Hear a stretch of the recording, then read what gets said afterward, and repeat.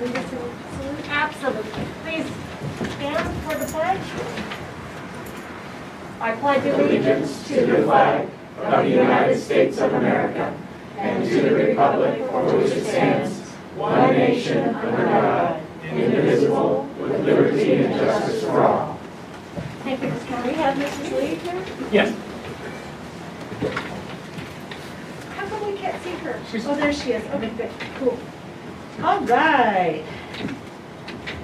The board met in closed session with the labor negotiator, Dave Grimes, and discussed the employee evaluation for the superintendent.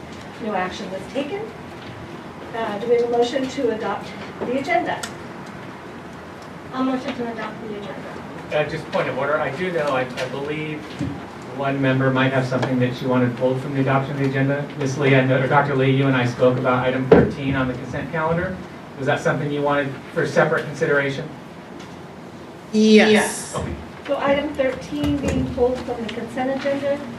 We have an adoption or a motion to adopt the amended agenda. I will motion to adopt. Thank you, Mrs. Poe, and a second.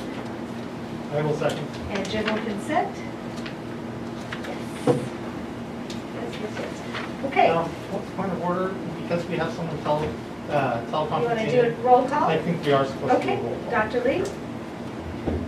To Aye. approve the agenda. Mrs. Anderson? Aye. Mr. Bruno? Aye. And Mrs. Pope? Aye. And the chair votes aye. Thank you, Mr. Bruno, for pointing that out. Okay, next are the organizational reports from CUDA and CSEA. So if we could have President Vanessa Mason. So good to see real people. Hi, good evening. Hi, is it on? Can you hear me? No, switch on top there. There you go. Can you hear me now? Yes. Did he have it up? Okay, good evening. So glad to be here with you in person. I have just a few things to announce from CUTA.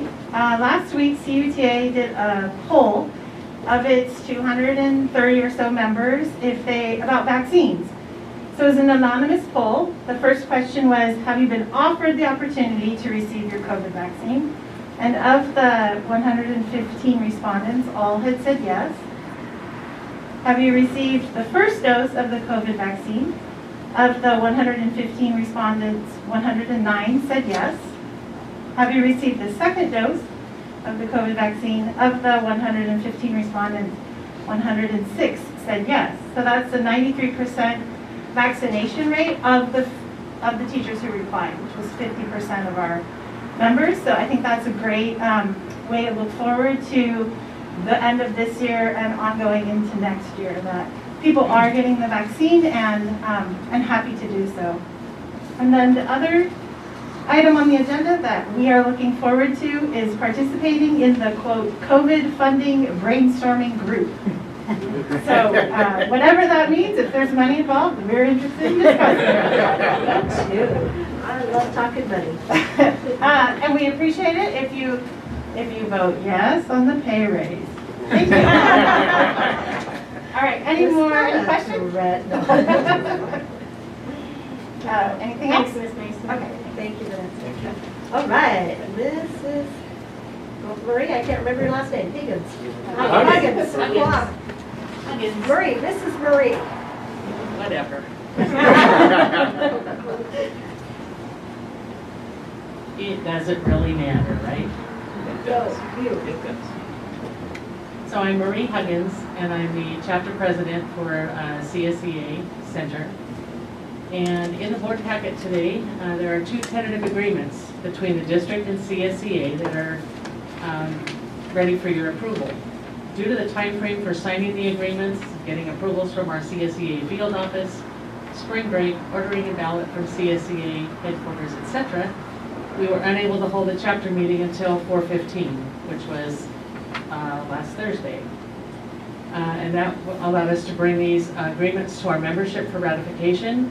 We survey our members prior to submitting our initial proposals in the fall, so we know what interests, what our members are interested in. We have provided monthly negotiation updates to the members to keep them informed as to the progress of negotiating a wage increase and other agreements. I realize the board is hesitant to approve of tentative agreements without ratification from the membership. If these agreements move forward, the classified membership will receive the retro pay for our wage increase in the May 31st payroll. I am confident that the membership will ratify these agreements. We began our 10-day voting window on 4/16 at 9 a.m. and will end on Monday, 4/26 at 9 a.m. I would request your consideration to approve these agreements pending our ratification. Then I would also like to address the request for the board to discuss removing the Pledge of Allegiance from the board meeting agenda. I have been chairing union meetings for over 10 years, and we begin each meeting with a call to order and Pledge of Allegiance. Even if some of our chapter members or executive board members choose not to salute the flag, we respect that decision and continue to move forward with the meeting. Just because some people don't wish to pledge allegiance to our flag or the nation for which it stands does not mean that the allegiance should be discontinued.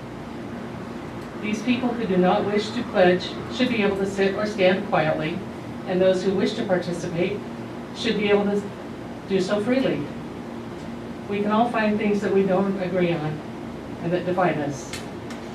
When we stand together to pledge allegiance, we can stand united, no matter what the color of our skin or our political preference. That's my report. Thank you, Mark. Thank you. I'm sorry, were there any questions for this item?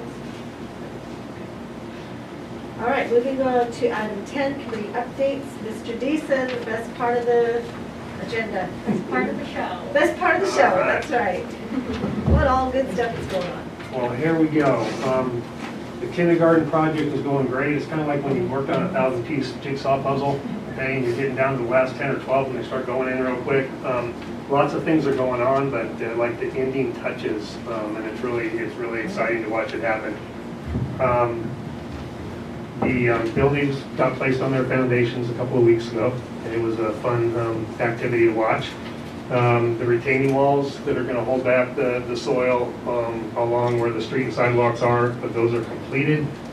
The first layer of the stucco went on the buildings today, and I was really happy to see that happen because before that you couldn't tell if the buildings were coming up, being built up, or being torn down. So we do have stucco on the walls now. We've got a couple more coats, and that'll be complete this week actually. And the completion date is May 31st, so it's coming up.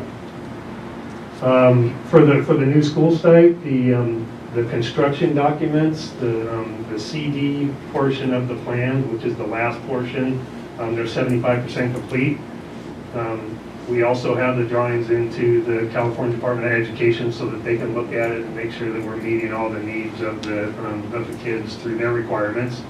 And then June 1st it goes into DSA. It's in DSA for about 6 to 8 months, and then we start working on construction for about a year and a half. And then when it comes to the business item, I'm going to share just a little bit about leaseback. For members who haven't heard about that delivery method before, you've got 3 items before you tonight, and I'll go over those real quick so you kind of know what that's all about. And then for our CTE program over at Center High School, they're also getting ready to go into CDE. It's kind of a big deal because they look at how much space there is, and if all the rules that CDE applies to us are set up in the classroom the way that they need to be. But it's going in for a submittal in June. And then construction drawings are in progress right now. They'll be finished in August. And then August 2nd, we go into DSA, the Department of State Architect, and construction will start on 12/30, so right at the beginning of the new year next year. And that's all I've got for tonight. Mr. Deason? Ma'am? This evening, the board just approved the resignation of Mr. Deason. Not yet. Oh, yes. Never mind. Consent agenda, please. I have not approve that. Yes, no, we might not approve that. Never mind. All right. Thank you. Thank you, Miss Carol. All right, moving right along. So, item 11, reports, presentations, status update, transition to Plan 2, Mike Jordan. So as Mr. Jordan is coming up, this is an item that kind of morphed a little bit more. At the end of last meeting, I think Trustee Anderson had asked, could we have an overview of what the elementary schedule looks like? And then it kind of morphed into, well, let's get a report of how things are going. So tonight with us, we have Mr. Jordan, who's going to explain what the elementary schedule is like. And then we have individuals from each grade span. We have, actually, it's kind of great to see, we have a elementary principal with us. We have 2 elementary teachers with us tonight who are going to share. We also have Mr. Barassi from Riles and Mr. Ferguson from Center High School. So each of them are going to take a small part to give the board a little update on how things are going and progressing. And then at the end, we'll have an opportunity of any questions or things that we might be able to answer for you. So, Okay, and just real quickly before you start, I wanted to make a note to those of you who might be listening in. If you have public comment related to the reopening, now would be the time to get that submitted so that Carol can read those comments while we are discussing this item. So just for clarity, this is a report, so any item that came in on reopening would need to be done during public comment, so it's Oh, I'm not, sorry. so just for. So they can't comment on a report? So the report will come in, they'll give the report, if someone has public comment, this is not an action item on the agenda, this is just a report to staff. Board can ask questions, but if something comes up in public comment, obviously we could try to address it there if Okay, needed. sounds good. But please get your public comments in, thank you. All right. Thank you, sir. Before we start the actual presentation, I want to just give a sincere, honest, huge thank you to all of our staff. They've been working incredibly hard all year, but particularly in the last month and a half to get things off the ground, to start into this Plan 2. Certificated, classified, admin, cabinet, people have been working 7 days a week. And it's amazing what they've been able to accomplish. So I think that goes without a huge round of applause. I also want to thank our parents who, oops, sorry. Absolutely, they've been wonderful. I didn't give the appropriate wait time. I also want to give a huge thank you to our parents who've been very cooperative and very understanding as we moved into this Plan 2. That has been fantastic to see at all our sites as well. So a big thank you. All right, reset. All right. So moving into Plan 2, this is our hybrid model. We're going to start with the elementaries. Steve, Mr. Jackson, do you mind just tabbing it for us? I don't know. Yeah, it's not working. There we go. All right. We're going to start out at the elementary level. So just as a reminder, our elementary schools are split into an AM and a PM group. These groupings are 2.5 hours each of in-person time, or if they're on a distance learning model. We do have a health assistant at every site. Those health assistants are not only monitoring our isolation rooms if we need that, but they can also provide quick COVID testing. That's a 15-minute test, a nasal test. They've been doing that for the athletes for a couple of months now, it seems like. But they can also do that on site. So if a teacher is having symptoms, as an example, we can give them a quick test. And if they test negative, then they can continue teaching. We know that it's not COVID related.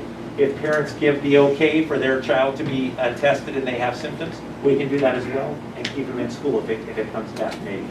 So that's a huge bonus for us. We are in stable groups, and our stable group plan was approved by the Sacramento County Department of Health. So our stable group consists of one classroom of students. So that's the classroom of students and their teacher, and if there's an aide that is attached to that classroom as well. That group sticks together throughout the entire day, including their recess time. They don't mix with other groups, and that's the stable cohort, or stable group, excuse me, that we utilize at the elementary level. There are built-in breaks, both for our in-person students as well as our distance learning students. It's not just a straight 2.5 hour block. There are some built-in break times. All right. And with that, I would like to turn it over to Mr. Steve Jackson. And, yeah, thank you, Mike. Mike, before you wander off, on the class sizes for, in general, through the district, I guess, how many are there in the elementary classrooms? So the elementary, we're over 70% coming back, which is nice. Now, it depends classroom to classroom on who actually decided to come back, but there's a lot of elementary coming back, and then it's a little bit less at the junior high level, middle school level, excuse me, and a little bit less at the high school level, which is very consistent with what we're seeing, in Placer County and other areas. Have we found, or have you been able to determine if we've lost a lot of students in the district, or are they just staying home for the computer work? What do you mean? So I could, Transferred on? I can take that one. So yeah, so we know an accounting of who's in distance learning and who's also in person. So yes, there has been kids that have left, but as far as a transition right now, we haven't seen kids leaving either mode. They either stayed in one mode or went to the other mode. Okay, thank you. A follow-up to that, I'd be curious to know how many of those students who've left the district, are we getting queue requests for their files, or are they just disappearing off the grid? We need to check. I don't have an answer for that. We'd have to check out the schools. Yeah.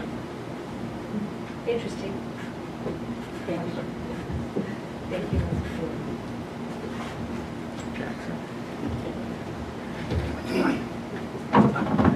All due respect to Mr. Deason, this is the best part of the day.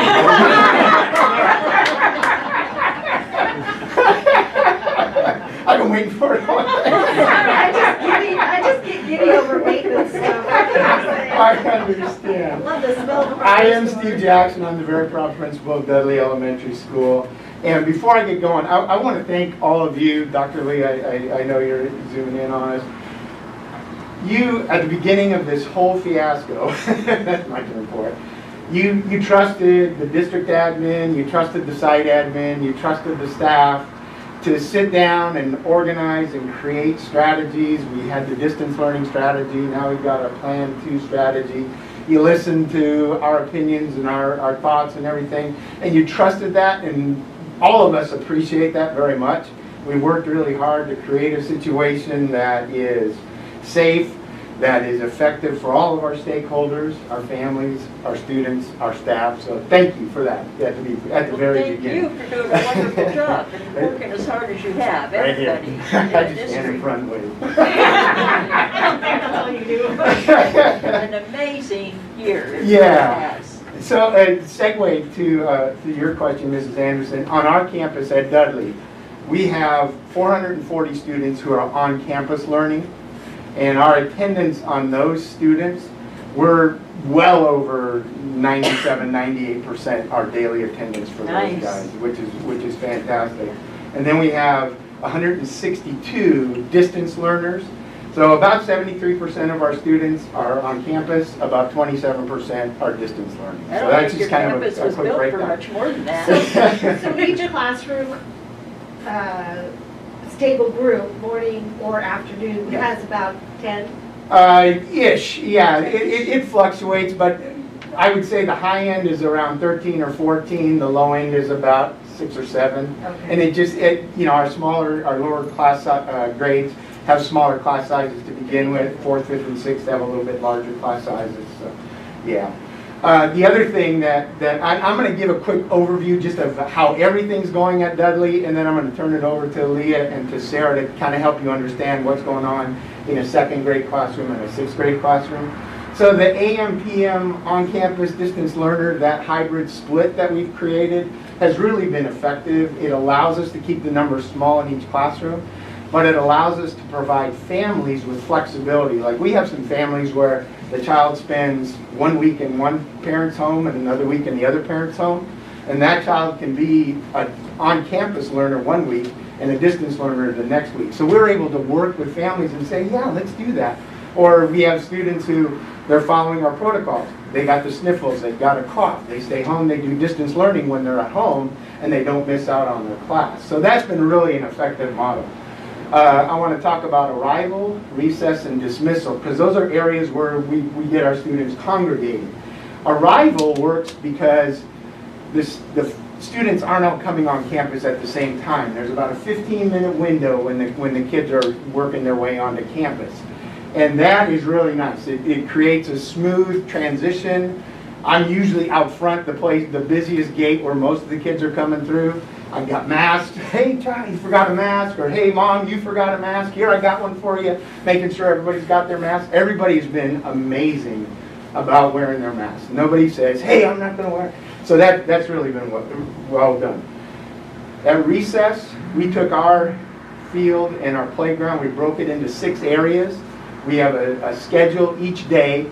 Classrooms know which part of the playground or the field they get to play in. Each classroom has an equipment bag. Each classroom has a different colored equipment bag, so at any recess time, there's green equipment, there's purple equipment, there's yellow equipment, so it doesn't get mixed around. The kids know, we've got the green equipment, and they use it and stuff like that. So that's worked very well. And then at dismissal, we've worked hard at, we kind of dismiss all at one time, so our kids start on the playground, they're spread out, and then we have 5 different gates that they leave through. And so piece by piece, hey, if you're a Sea-Wing walker, head on over. Miss Bills is waiting for you over there. And we work our way through the 5 different areas. And once everybody's spread out to their 5 areas, then we say goodbye, and they make their way out the door. So that allows us to keep the families, keep the kids spread out. The parents have been fantastic about waiting outside. We clear our campus in 9 or 10 minutes. Everybody's off the campus, which that's unheard of. It never works that way. So it's really been awesome. The other thing I really want to touch on is technology. So we've learned technology in the good old days was an important supplement. It was like, okay, we get to use this. Now it's become a necessity. We have to have it. The bad news is every once in a while stuff goes wrong. It just does, you know, and there's a lot of moving pieces. I mean, look at what Eugene's got. He's got stuff everywhere. And when it goes wrong, it's like, shucks. But as teachers in education, even since overhead projectors and loop-to-loop film projectors, stuff goes wrong. And you know that happens. And so you deal with it. But it feels more pressure because you know you've got those guys online and stuff. But even the families online, they're like, we get it, we're fine. And you get back going as quick as you can and stuff like that. And of course, you're waiting for Nick or whoever to show up. You're like, oh, we're not ready. But overall, you know, I mean, it's part of what we get to deal with. So we have some takeaways, some things that we're taking from our experience with the distance learning, with our hybrid, that are going to carry into next year, which are really valuable. First, trusting that technology, especially our teachers, kindergarten, 1st and 2nd grade, those kids are doing things that we never thought they'd have been able to get on the Chromebooks and be as successful with. And it's like second nature to them. And we had that inane, you know, kind of trust about it, but now we're seeing it, it's like, wow, okay, that's really going to be valuable. The recess routine that I spoke about, we're going to find a way to make that work next year, because our recess, although it worked great, having different ages out there at different times, having separated areas has really been a benefit. The teachers have spoken highly of that, so that's great. Our dismissal routine is much more safe, much more organized than it has been, so everybody spoke highly of that. And then the other bonus that's coming our way is lunch, and not having used lunch numbers, thank goodness, for the feeding program. Because especially with our little guys, that slows them down. Having to remember their 5 digits and get it punched in before they get their lunch. But in this, you know, once we have the feeding program in place, we won't need to do that. So that's the overview. That's kind of the high level. And now I want to introduce Ms. Leah Dean, who's a 2nd grade teacher, and then she'll be followed by Ms. Sarah Bills, who's a 6th grade teacher. Thank you. Sir? Good evening, everyone. Should I move a little closer? Thank you for having me. What he said, basically. What he said. I would echo his comments about recess time and dismissal, and those have really just created a different feeling on campus when we're all out there together. But when I come back, you know, I'll think about my classroom. So I have 11 students in the morning, in person, no distance learners, and in the afternoon I have 5 in person and 6 distance learners. My students are showing up, and with these small groups, I'm able to really interact and engage with them, especially in the morning without distance learners. That's been pretty remarkable to connect with them, having gotten to know them just through a screen for most of this year, so it's been pretty amazing. In the afternoon, I've got my distance learners and my in-person, and that's definitely more challenging, you know. It's just me. I don't have an evening afternoon, so I'm kind of going back and forth.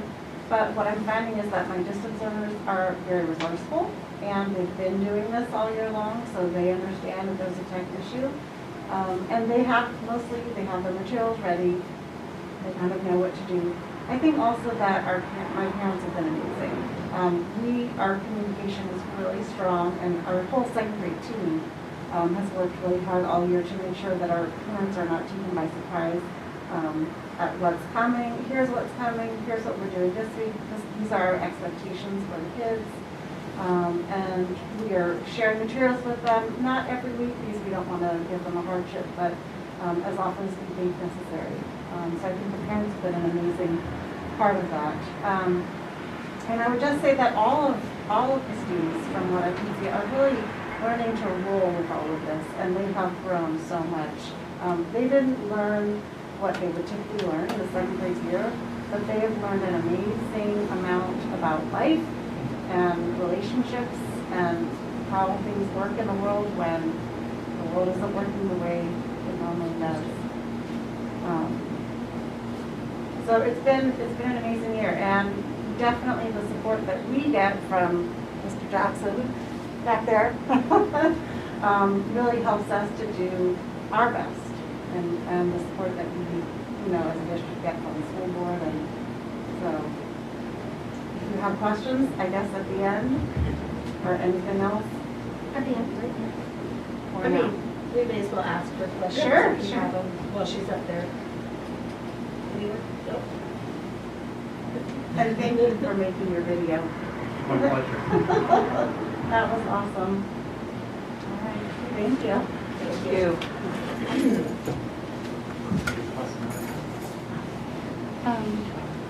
Hi. Hi. This is terrifying. And I knew I'd be terrified, so I typed something up. But before I read it, my name is Miss Dills, and Sarah, hi. You don't have to call me Miss Dills. And I teach 6th grade at Dudley. And speaking for the 6th grade team, in terms of COVID and safety, our kids have been so mature, just really respectful of the rules. They're staying apart. Sometimes they accidentally will try to link arms at recess, and then they break it up. And they're totally cool with it, and yeah, they've been amazing, and I feel really lucky to be in person with them. So I feel safe, and I think they feel safe. And yeah, I'm going to read this now because now I'm going to ramble. I'm going to read this. Okay. So each morning as my students trickle in, I jokingly try to pop out and scare them, which usually just ends up scaring me. In fact, it is now their mission to scare me. On their way in, they pass a desk with hand sanitizer and extra masks in case they forget theirs at home. As we wait for others to arrive, we chit-chat about what time we woke up, what we had for breakfast, and what funny or notable things occurred at our homes the day before. Like my toddler bringing the hose in the house and spraying me. They liked that one. Okay. At the first bell, all students are working hard in their CPM math toolkits, a composition notebook that will hopefully travel with them here to Rise. We review and practice essential math skills and concepts. After this, we begin our whole class math lesson. After a few problems together, students break up into teams to work collaboratively on the rest of the lesson. Right before our recess time, without me reminding them, students excitedly ask which zone we have for recess that day, as we rotate to a new zone every day. With such a small group, they happily and easily agree on which game we will all play together. Almost nobody ever sits out. Even the kid with flip-flops puts in their best effort. They are just so happy to be there and be together. There's no arguing, no trash talk, no negativity. And with 6th grade, that definitely happens at times. So our brief recess is filled with masks, laughs, and smiles. When we return from recess, we jump into ELA. We read this week's story and attack high-level vocabulary words, strengthen our comprehension skills together, and think deeply and critically about the themes and the stories we read and how we can connect them to our own lives. After English language arts, we spend the rest of our time, it just got really quiet. We spend the rest of our time together doing social emotional learning. Our favorite so far has been our community circles. So far, we have given each other meaningful compliments, shared our favorite and sometimes most hilarious and embarrassing childhood memories, shared the things we are proud of, shared the things we wish we could change, and so much more. While the hybrid model has its quirks, one thing I know for sure is that the kids wouldn't rather be anywhere else. So that's what I put together because I didn't really know what I was going to talk about. And I realized after I typed this up, I didn't really talk about the distance learners. So, and I don't know if I did that subconsciously or what, but it has been the most challenging part to balance both in-person and distance learners. Not impossible, just a new challenge, and I think we're all becoming pros at it, slowly but surely. Yeah, I think I just feel bad that they're missing out on being with us, and I worry that they're upset.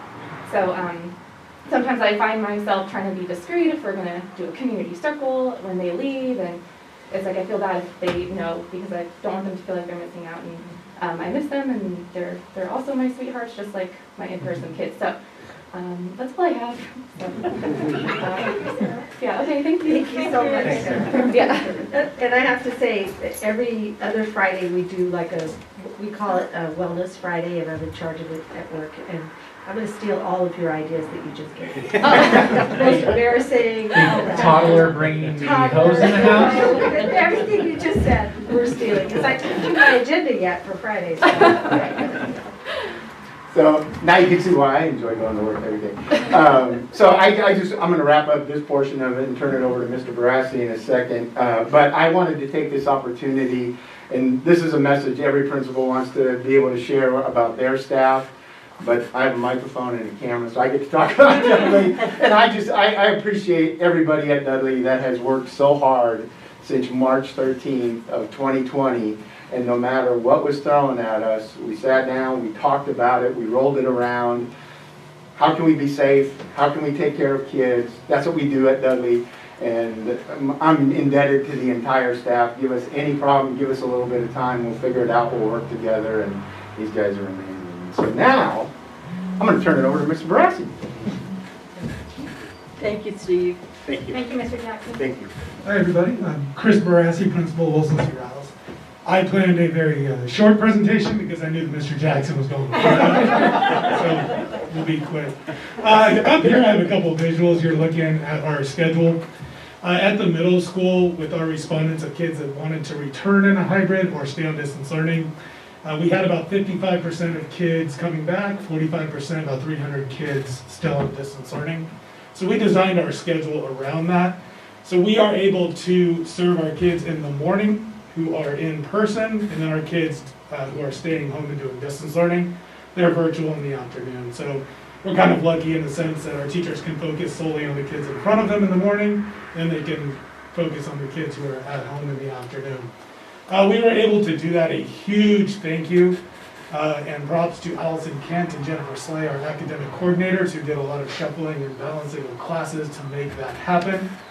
So we can fit kids in and follow social distancing protocols in the morning, and we're very thankful to them. And then to Brett Holmesley, my assistant principal, who from, it seems like since the beginning of the year, has been planning out what classrooms are going to look like, and marking them up, again, based on those numbers that were always changing, and gotten those ready for our kids to come in, and again, keeping those so we can keep our spacing, all the social distancing. So this is our schedule that we follow. We do have kids, obviously, 5 days a week. Again, kids in the morning in person, and then kids in the afternoon distance. Going to the next slide.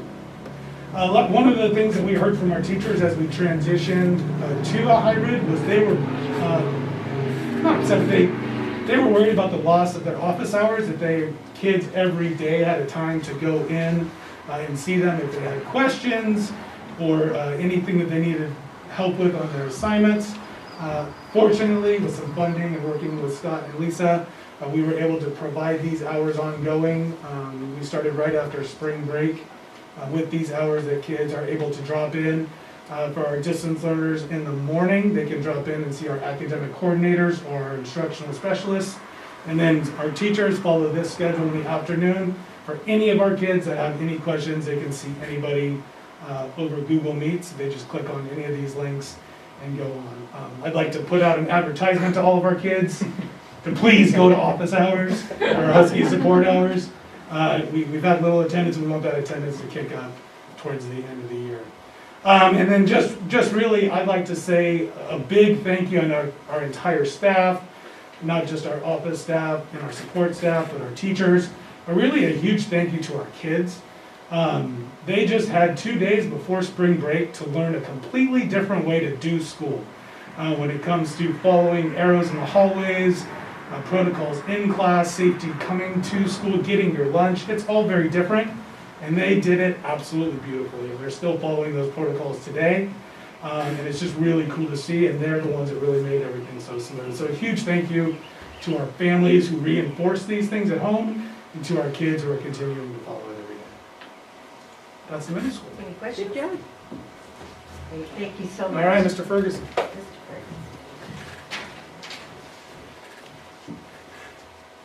Good evening, I'm Gerald Ferguson, principal at Center High School. Before I get started, and as Steve said, he had the mic and the camera, so he got to steal the show a little bit. I don't think Mr. Deason or Mr. Jackson stole the show tonight. I think that's definitely Miss Bill. So thank you for being here. Your energy was definitely very refreshing. So as it comes to the high school, there's a lot that I can say, and I could talk for a long time. I know Mr. Jackson took up 7 minutes of our 8-minute report so far. So real quick, I just want to tie a few things in. When we closed last year, the high school just responded very promptly, very quickly. We developed committees. There were a lot of members who got on those committees, and I can't tell you how many times and how many ways you can rediscuss how to just address the bathroom issues or when we reopen. And the number of times we developed policies and rewrote them and had to throw them out because something changed. The response by staff to continue to be flexible when we set out a policy 1 week and the following week guidance changes from CDE, and the response from teachers has just been phenomenal. The flexibility. On our site, I would like to also throw out a few congratulations just on great work done. Ms. Shiro, who has put in a lot of work on our tech. We have over 67 classrooms. That I don't think any of them are the same in the way that they are set up, but we definitely tried to take an approach that we put everything to the teachers' availability so that they were able to develop a system that worked for them in the classroom. We also had a lot of other staff step up that I'm not going to be able to name everybody, but our committees and everybody working together. One big shout out I want to get to is Mr. Jabali, who is our athletic director and football coach. He went above and beyond, and even while we were in full closure, he was doing everything he could to get activities for students, get some physical activity, get them on the campus in all ways that we can remain safe, follow protocols so that the students were not just staying at home, getting some interaction. Ms. Winborn, Ms. Jones with their leadership and their Link Crew students for welcoming the students back when we came back. And also just any other staff on campus. We've had a number of people step up. Cafeterias out on the campus trying to get out those lunches. We have people working outside of their job descriptions to do whatever they can to support the students. And I think Mr. Barassi said it really well too, is we couldn't have done it without the students being flexible, developing to a system that we are still trying to accommodate. They're just already flowing. They're doing a great job. I think in all the days so far, I had one student show up without a mask. And just the response, the ability to do as they're asked, it's been phenomenal. So real quick, we did put together, the document that I'm showing is only a few pages because it ended up being 14. And this is what we tried to share because there are so many policies and practices. What we were working on is trying to make sure that we put together calendars. We put together the structure of the classrooms, how we ensured that we were having safe distance, the entrances and exits to campus. Every policy that we could think of that was necessary for parents was put into this document, but what we understood is 14 pages is a lot to go through. If you want to go to the next slide. What we also did is we tried to break down all of these things so it was like reasonable chunks, easy to digest. Our schedule is layers upon layers of, is it an A day or a B day, and which group attends? All of a sudden we're getting confused. We also put together schedules so that if you are a blue track or a gold track student, you know exactly what you're doing and you're not trying to cipher through all the other material. We put together, like one of the things that I love right now, so Mr. Deason with getting the new way of sending out newsletters and everything to be hyperlinked, and it's just like this great format. All of this is being sent out. We're putting together newsletters and information. I'm sure the parents are probably getting tired of all the stuff we send out, but it is such an easier thing than like 20 pages of text. So it's much more visual, easier to link. So we send these out probably at least once or twice a week. We usually get a lot of positive reception, like this made it very easy. Questions are a little more directed, like I don't understand this one, can you help me understand it? And then it just makes life so much more easy when we've got 10,000 new policies that are different from last year. Sorry, I keep looking at you, Eugene. A few other things, just as far as like updates, just as far as the high school, because we have so many different things going on. One of the things that was the challenges that, like Mr. Barassi also alluded to, was the office hours. We incorporated that into the class time. But even then, a lot of students might not feel comfortable asking a question of a teacher. We have a number of staff who've stepped up, offered additional hours after school, whether it's for tutoring or it's even for clubs. So staff are stepping up and putting in extra hours. It's not in there, but our credit recovery program, what we implemented a few months ago, it got thrown off because the start time would also be when school's still running. The ability to adjust the time, being able to meet with students online, we've been able to make all of that work, and we put it back into place this week. Athletics, as I mentioned, we've actually been able to implement almost every sport, which is tough because we usually have multi-sport athletes who from one season go to another season and play sports, but they can't do them simultaneous. So our coaches have been stepping up, advertising, getting students involved. We may have small teams, but they're doing a great job. So it's been great to get out there. Football season has not been the same when it's like, still bright out and you're expecting Friday night lights and the lights don't turn on until the game's over. So the last thing too here is we have been looking at our numbers. When we developed our schedule, we looked at doing our survey, who was going to be back in person. We looked at about 60% of students were going to be on campus. When we had that model, we looked at doing those two split schedules. It's given us the opportunity though now that with a lot of students who are in higher need, they're at risk, students who need more services, we are able to provide an environment where they can come in 5 days a week. So that way they're not trying to find a schedule, oh, I'm in Monday, Wednesday, Friday, the next week it's Tuesday, Thursday. So we've been able to provide the environment for students to come in 5 days a week, and it has yet to get anywhere close to violating any 6-foot policies or any students walking in the hallways the wrong directions. There's one staircase students have to go up, and we've got to have any issues in those areas. So we have a environment in our classrooms that students are able to, we're able to add students to the classes for those who need to come in for a little extra help, and it's been working really well. So I do have a question, Mr. Ferguson. So we've heard that some of the classes, the in-person attendance is pretty low. There's a lot of conversation about, possibly merging the two. And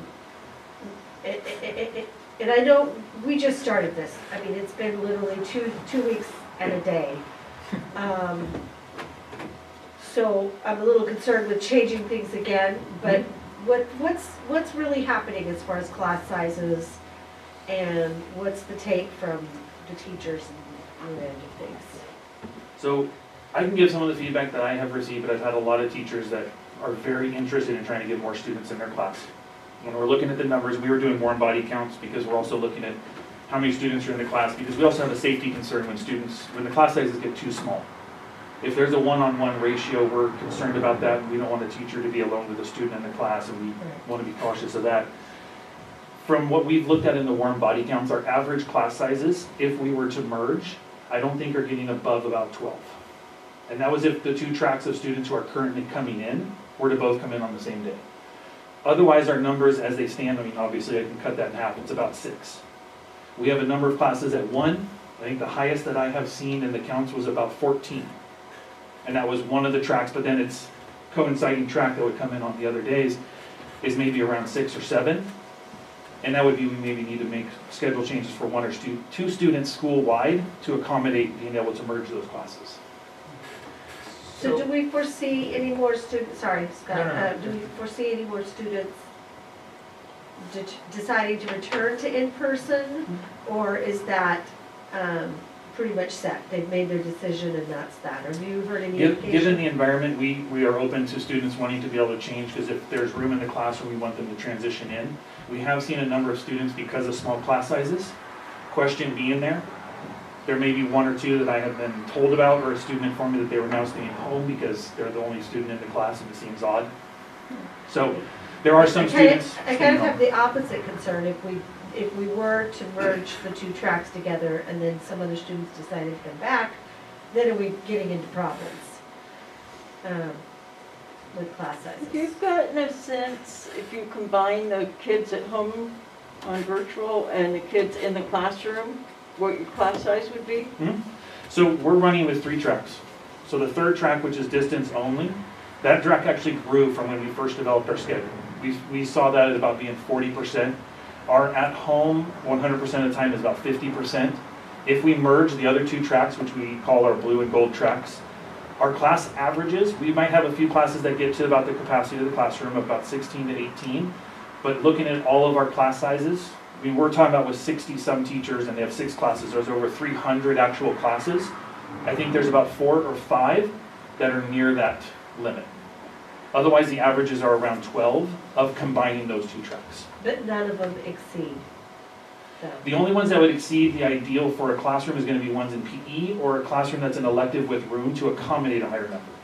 Otherwise, there are some classrooms where there's classroom instruction that the set size because of the room would be 16 to 18, and there's 2 or 3 of those classes. So what about in PE if it's raining? Where, do they have a place where they can socially distance? So we've worked with the department chairs to ensure that every teacher, not only do they have a location they go to for students to drop off their belongings since we can't use a locker room. Like I said, there's a lot of things at the high school. We had to develop a whole schedule for every PE teacher to have their own room or location where students went to drop off their belongings that was locked and secured because we couldn't use a locker room. Having 4 classes going to the locker room was an issue. But those teachers, besides that classroom that could be used, we have other facilities from the Ken Thomas gym to the cafeteria to the weight room, as well as the gym itself. The gym could be able to house 2 classes of merged, if we merge blue and gold. So that gives us about 5 to 6 locations. We don't have 5 or 6 classes at any time in PE. Okay. Sorry, Scott. No. And these are, and then one of the things that I will hear over and over is, one of the things I get told is I overthink things, but I have to because that's what we want to try and make sure is, I would rather overthink and plan to make sure that we can meet the need if it gets there. How many weeks do we have left in school? I know, I should know that. So after this week, there would be 5 more. We're in the second week of the, because we do a 2-week rotation where the tracks attend certain days and then we switch. We're halfway through that second. And this is what's given us an opportunity for 2 weeks to see the students attending certain days. And then when we switch tracks, when the other group is attending those same periods, to be able to look at those numbers together. So my understanding is there are conversations and indications that when we come back in the fall, it'll be a full return with modifications to the class sizes, et cetera. But nothing actually has come from the governor's office at this point, correct? Correct. I think the latest we'll hear, and I was going to touch on it in my report, but the indication we're hearing right now is that the legislature is working on language that would encourage the full in-person and limit some of the distance learning piece of it all. However, I can't make the statement to the affirmative or negative. It's all hearing, it's from indications. I think from the sources I'm hearing, there'll be a push for the in-person. There is some concerns, I think, at the legislature level about the distance, some of the flexibility with the distance stuff. Again, that's all speculation, things I've heard and pieced through different sources through But education. nothing specific that could be announced as far as a decision, because no decisions have been made. Not that I would feel comfortable making. I would love to tell everyone exactly, just as I would love back on March 13th to say it'd be 2 weeks, and then I'd love to say it wouldn't be 4 weeks, and then, so, but one thing I term this is COVID has brought change. And it's, so I call it COVID change, because as soon as we think we have something, it changes. So I don't know what that'll be.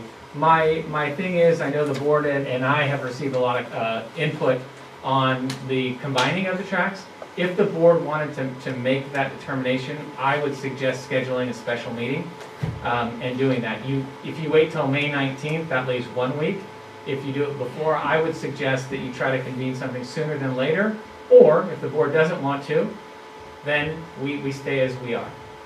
But we can talk about that in future planning at the end of the meeting. Scott, maybe that'd be a good time for a little update on the summer school issues that you were talking about.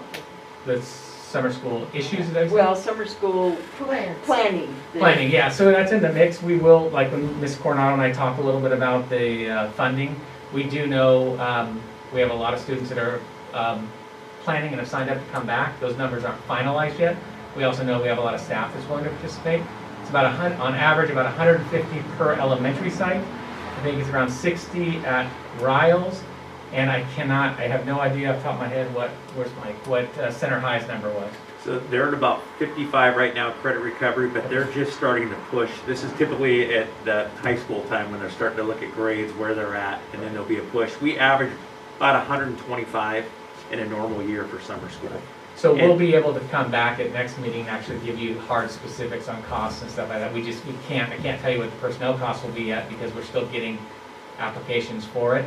Our efforts in this are to not just be an academic rigorous. We want to get kids back and have fun at school. School to me was always fun, and I don't want to just, high school you got to get your credits, but I think one of the things with the younger grades we're really looking at in middle school is how do we do some exploratory hands-on to get people back to being in school. So. Okay, I thought we were going to offer some extra help for like the younger kids with reading and skills building that they may have missed. We are. That's absolutely part of the summer learning program. Absolutely. Okay. Yeah. Any other questions for Mr. Ferguson?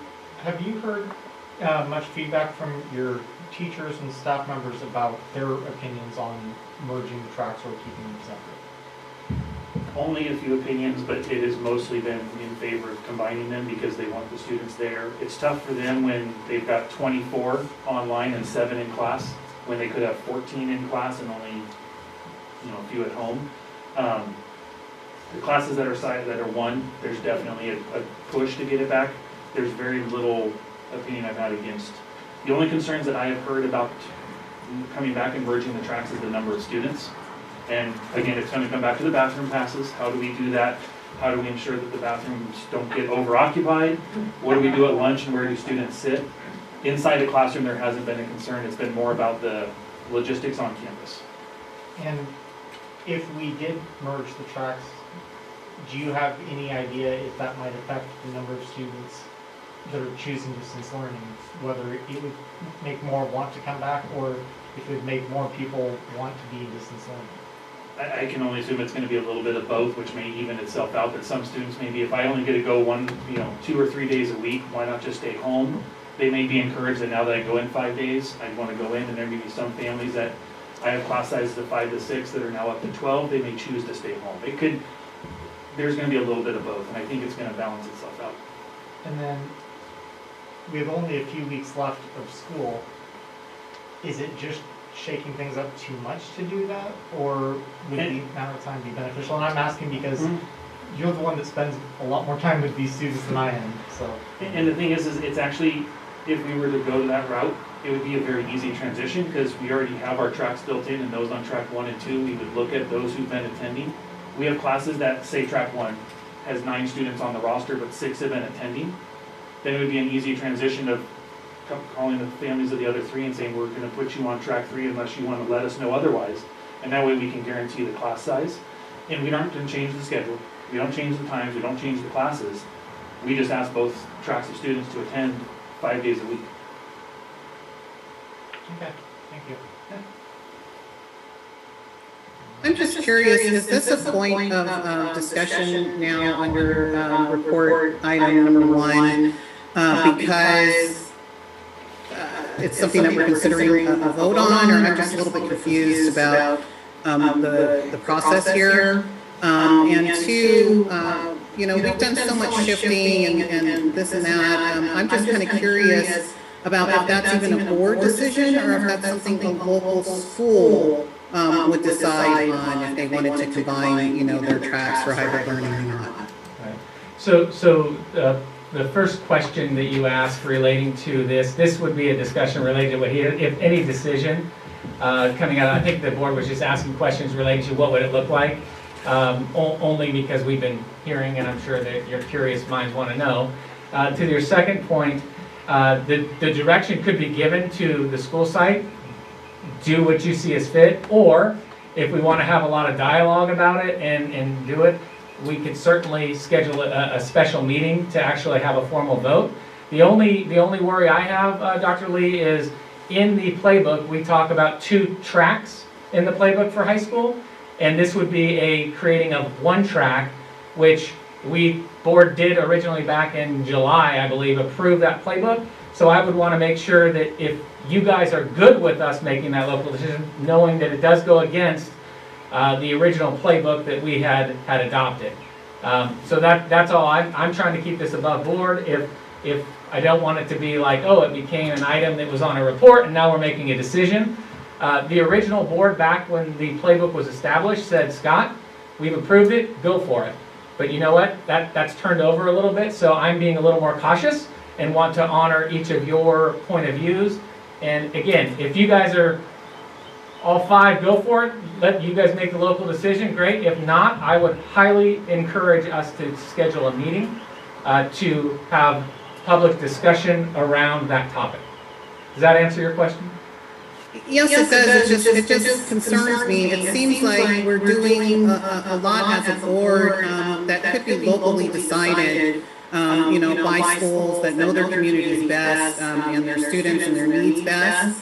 And it's just deeply concerning to me. There's 5 weeks left of school, and we're talking about shifting a plan, making it a board decision. If that's what the school site needs and the principal knows the staff and the students and the needs the best, I don't know why that wouldn't be a local decision if they were opting to make a shift in the schedule for 5 weeks. Right. Thank you. And Mr. Ferguson didn't raise his hand. Just one of these, if I can speak freely, is one of the concerns I would have is, I would just want to make sure, as Mr. Lair was saying, keeping it above board, that if we do make any change when we've been looking at the numbers, what's approved and what the parents may be under the assumption of is we're on a 2-track to lower the class sizes. We would just want to be clear that even by merging the tracks, we're still not going to be in violation of any of those class size. We just want to make sure that it's not, we're going to change and do what people aren't expecting or didn't agree to in the first place, but that what we could be changing if we did merge still meets those same criteria, just some of those definitions change. Because the big criteria I see is a lot of districts are considering doing away with the 6 foot. This plan would still allow for the 6 foot. They've allowed CDC and they've said you can go down to 3 feet. That 3 foot rule really impacts the program because, as you know, we've had 2 cases now at Center High, not related to spread there, but have been brought on by students. We were really able to limit the number of students and staff that were quarantined because we're adhering to the 6 foot rule and we're following the protocols. If we go beyond that 6 feet, we will be quarantining and being very disruptive to a lot more students and families. So the one charge when Mr. Ferguson and I spoke kind of administratively about it was, I don't want to go beyond that 6 feet because it will start impacting some of the problems we spoke about early on. We would have a lot more students and a lot more classes being out because at the high school level, that is their group. And so one of the parameters that we're working under is the safety guidelines we had planned for, they would be the same. We would just have the more students because they're actually attending school. So potentially, we could, the board's decisions in this are really just direction. Yep. We're not taking any action because this is not an action item, but potentially we could just give direction. And then the only thing that would be of a concern would be the playbook, which needs to be revised. And so bringing that forward for revision before or after the fact. But and I'm not speaking for the whole board. I'm a little concerned with making a change, but I'm also concerned with having one person in a classroom. So I think Dr. Lee has a point that each school site knows what is going to work for them, and maybe we need to just. I would caution you going down that trail though, because the reason it needs to be brought to the board is because every schedule at a school site changes the schedule everywhere else, or affects the schedule everywhere else, for busing, for cafeterias, for breaks. I mean, one site affects all the way through the district, and that's why it's important to bring those things to the board. And this is a And for me, it's a little bit preposterous for us to be talking about potentially changing this plan, after it was approved by the Department of Health, and that's kind of what we're operating under as well. Even as the rules about 3 feet and 6 feet and so forth keep changing, this was the schedule that was presented to the Department of Health, and that they approved our school safety plan under. So I think there would have to be some discussion on towards that. So I really, as we think through this more as part of this report section of our meeting, I'm finding it very problematic that we're considering or thinking about, you know, having a special meeting and changing schedules for the last 5 weeks of school. It just seems, unreasonable to me and highly questionable on many fronts. So the board received emails from teachers stating that they did want to change. We had emails from teachers saying not to change. But we also got several emails from students asking to say change. We serve the students. If somebody wants to go to school, why do we not let them go to school? So that's where I think with this dialogue right here, this is why I was talking about having a meeting to address it, because it is not agendized to take action at this point. It's just not. So we could probably just end this debate, get to future planning when we get to that part of the meeting, see if the board has a will to schedule a meeting. We can, if you guys want to schedule a meeting, we schedule a meeting and we address it above board and do it that way. And that would be, at this point, it seems like we're each of us arguing with ourselves Yes. as well. Like I could see, you know, Dr. Lee saying, why would we be making this decision when the school site knows? But yet at the same time, why would we want to change the schedule with 5 weeks left in school? I mean, and I'm right alongside with her saying, well, if the school, I mean, if our voice doesn't need to be heard and the school knows, then maybe that's the right way to go. But again, why are we changing the schedule 5 weeks before school's out? We've already Well, had the other possibility is why couldn't it be done on a quarantines, case-by-case basis? I mean, yeah. Well, in the but I future- think it's Kelly or someone just said the thing is we're going around and around on this. I would say if this has enough debate just in a report, we probably should have this agendized and formally go through. I would like a meeting to talk Let's through go it. do it. So- And if we're going to And do that, we need to do it sooner rather than later, because at 5 weeks left in school, Right. it's just. Right. like So, you so said, this would come up under future planning. Superintendent Lara, I just have a quick question for you. Mhm. Does any change to our stable groups or our schedule or any of that have to be approved by the Department of Health? Is it part of our COVID safety plan? Would that have to be resubmitted? How would that all work? That was my question. Yeah, so I would, before any adjustment, we would certainly reach out. We have great partners with both that organization, and before any change would happen, if you guys were to say, yeah, go for it, that would be absolutely. The numbers in which those groups would still be under the limits at which they approved, but I would double check, because again, we've already checked with, the bus routes, all these different variables. That's why I think it would be good to go and have some sort of bigger conversation, to just sit here tonight and go, yeah, let's do it. And I know that, and I don't want to minimize, because I know the staff has been working hard on developing the caseloads and as we come back, but I think with the amount of topic of conversation around this, it would be good to have a formalized conversation to address it, and then either move forward or not. Very good. So we will look into that question though, Dr. Lee, before any other thing, so thank you. Any other questions for Mr. Friesen regarding what his actual report was about? I know this is all related to the return, but still. Transition to plan. Transition, yeah. Thank you. Thank you. Great, Thank you. thank you. Okay, moving right along. We are on item 11.2, which is the COVID funding, planning, and brainstorming update with Lisa Coronado. And it's funny that Mr. Jackson Thank said you, his was guys. most important. Bye.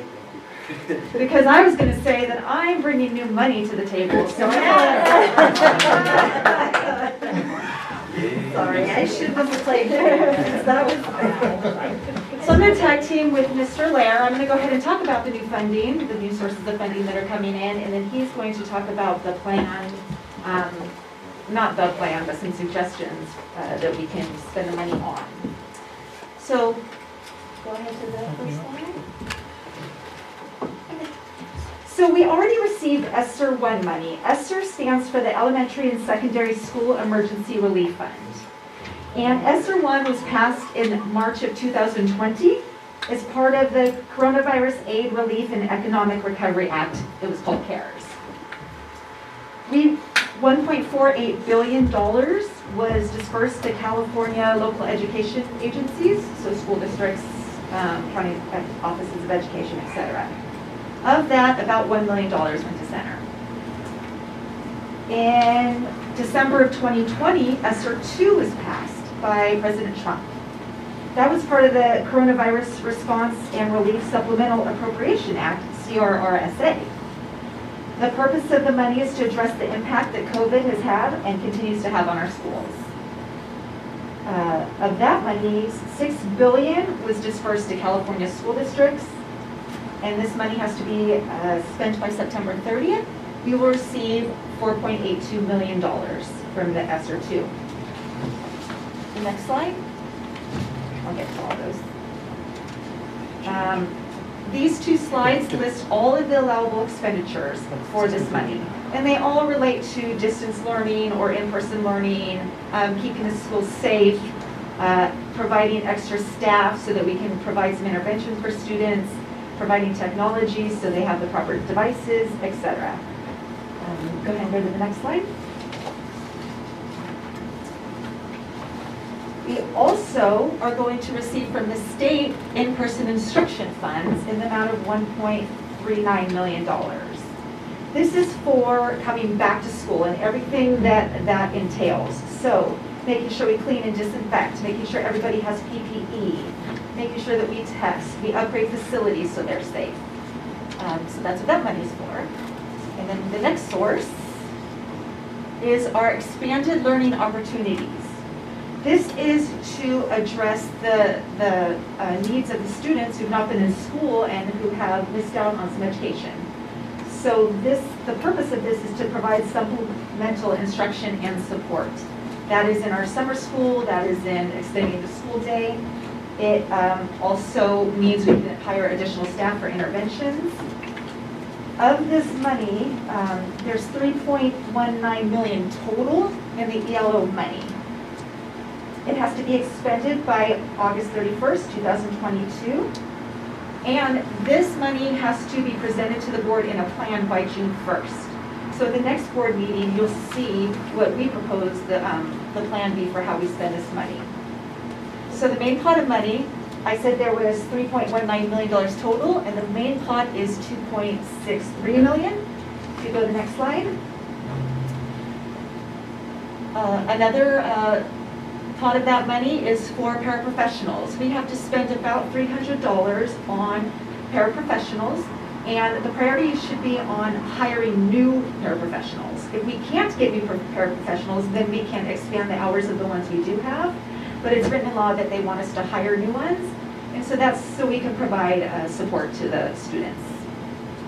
We also receive money for homeless students, $272,000. I've searched, Mr. Layer's searched, we can't find out if there's any restrictions with that money or if we're just getting that money and it just goes into our general pot. So we'll still keep a lookout to see if there's any requirements for how that money's spent. As I said, the plan has to be to the board next month. And then to the next slide. And then ESSER 3, this was passed just last month by President Biden as part of the American Rescue Plan. It needs to be expended by either September 30th, 2023, according to the CDE website, the California website, or September 30th, 2024, according to the Colorado CDE website. So I'm not quite sure yet, and we don't have the language on that. So either 2023 or 2024 is our deadline to spend this money. And of this money, $13.56 billion will be dispersed to California districts. That is a 126% increase over ESSER 2. In ESSER 2, we were getting, $4.8 million. So for the ESSER 3, we may be getting about $10 million. So there are generous amounts of funds coming our way, and then we really do need to focus on an organized, focused way to meet the needs of our students with these funds. and to keep our facilities in repair and keep our staff safe. Hire every kid a tutor and call it a day. Exactly. So Mr. Lair's going to go ahead and talk about some possible ways that we can address the needs of our students.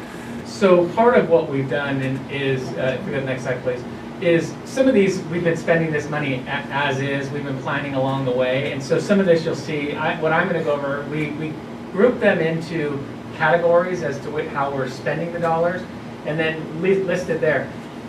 What Vanessa and I referenced, or when she was speaking, was one of the things I shared with her, and haven't had a chance to talk with Ms. Coronado yet, is one of the things we're going to do is also pull staff and community to see what other things are out there, because we have another big chunk of dollars, and even the planning we're looking at right now gets at what we want to do, but it's still not going to exhaust all of the dollars. And so that is in the works, so I want you to know that as we're moving forward with this. So education services, education tech. We know that we're replacing Chromebooks. Our summer learning program is in there. We had hoped to bring back an actual budget for that, but unfortunately with the numbers and the staffing, we're trying to figure that out, so we'll be able to come back with a more accurate representation, and that will come out of our ELO, which is due next month. So we'll hopefully be able to have a much better predictor of how much money, because we want to figure out, when you budget, you figure out what you're going to cost, so we know what else we have to spend to benefit the students that we serve. The credit recovery intercession, we're paying for those. We've allocated, in this district, we provide site money for local decisions when it relates within those parameters that Lisa laid out. You can't just spend it on whatever you want. Internet access, we've been providing access points to some of our homeless students who don't have access. Access isn't fast enough. Textbook replacement, we sent a lot of books home. We recognize when we come back, there are going to be books that need to be replaced, or that just won't come back. Team Assist is in progress. This is something that we had great success with at Dudley and North Country over the year. We're looking to bring them in over the summer. It's a play-based group from an outside group that would help us work with kids in that environment of summer school. Staffing. We continue to fund our health assistants, and we look to continue funding them into the future using these dollars. As Ms. Coronado pointed out, one of the things that we need to look at is, and in our ELO plan, is how are we going to intervene with the students and their learning loss? And so what we're looking at is providing intervention teachers to each elementary school site, 2 at every site, 1.5 at Dudley or at Spinelli, just because of the size of it. But then also adding in 8 instructional aides, so 2 per site. This would allow us not only to achieve smaller intervention groups, be able to push into classrooms, so teachers would have the ability to work with groups based on some more ability within. Because if you've ever taught, you always teach a spectrum. If I can close that spectrum a little bit lower and have a more tight educational focus, it's always helpful for the kids. Riles and Center High, we're looking at adding opportunities there. In a sense, by overstaffing, we can provide interventions, intervention classes, we can do more targeted things. So we would look at adding that. Also with high school, that would allow for us to provide credit recovery during the school year by assigning a teacher to have a period of credit recovery. A big component of this, and I think a couple of you pointed out, is the engagement piece. The language is all clear on how do we re-engage, how do we engage our community. So one of the things we're working on would be developing an engagement coordinator position that would coordinate with some classified staff to get out into our communities and hear what can we do to help, how can we remove barriers, what is it that's keeping you from accessing your education, and how do we reach that? Dual purpose of that, I want to learn from our community more than we have. We can always do better and reach out more and more and more. This board right here has been very good about soliciting input and community feedback. This organization, this group, I think, would be able to bring even more deep dives. Hold some town halls. Let's go over and set up a thing at this school and just see what we can do to support our community and re-engage them in our educational system. The other would be extra hours for individuals we have been using and will continue to use. Moving on to facilities maintenance and operations. We have in progress, one of the things we're finding is there is a lot of new requirements with this, the PPE, keeping it staffed, the sanitation, all those different things. Plus we know, as Ms. Pope put out of the bag, Mr. Deason will be retiring. And so that position we do need to split, which I have shared with the board, and I think it's public, that we will end up trying to divide that, which will bring some information back next month. We could use some of these funds to assist with that M&O supervisor place. Ms. Corner pointed out PPE. We would continue to need to buy that. I think the face mask thing is going to be around. Even if we're back in person, I think face masks will probably be around next year. Additional cleaning supplies. The COVID testing that we are doing is very, very expensive. And so we would continue to use those dollars for that. Once we get things settled out, we want to portion a part of our dollars to address our HVAC needs. We know we have aging HVACs. We know we can improve our ventilation. We have a list of those, and I know Mr. Deason is already working with organizations that will help us with that process. So we would assign some funds with that. If I move to student social emotional services, in the works already, we have 3 additional mental health staff positions that are out there. We are looking for social worker, counselor, psychologist. We know that as our kids transition back, we're going to have more needs, more help. We want to assign 1 social emotional worker to every school site.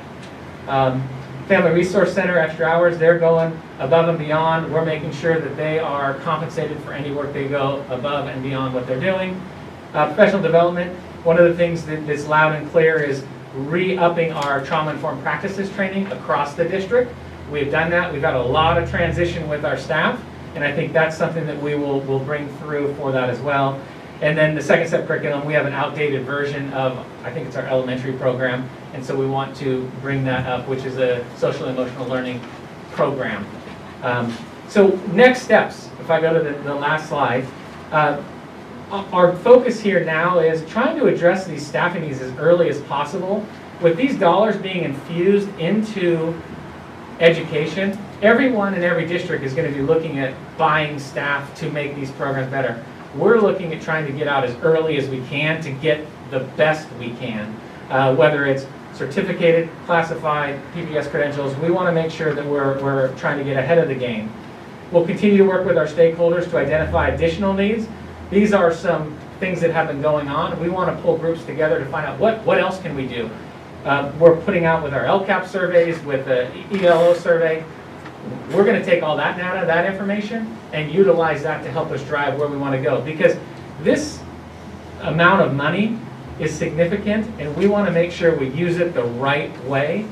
I certainly don't want to give any money back, but I also don't want to just frivolously spend it. We also are looking at, and I think I might have skipped one, we're looking at iReady, which is a diagnostic assessment. That will help us use pre and post tests. So we'll have data on how our students are performing, and then as a result of their interventions, how have they done, what has improved, what do we need to work on. And then obviously one of the things that Lisa will do behind the scenes magically is we want to maximize our dollars. We want to use the grant money that expires first, the most restrictive first, and then how do we stretch it out?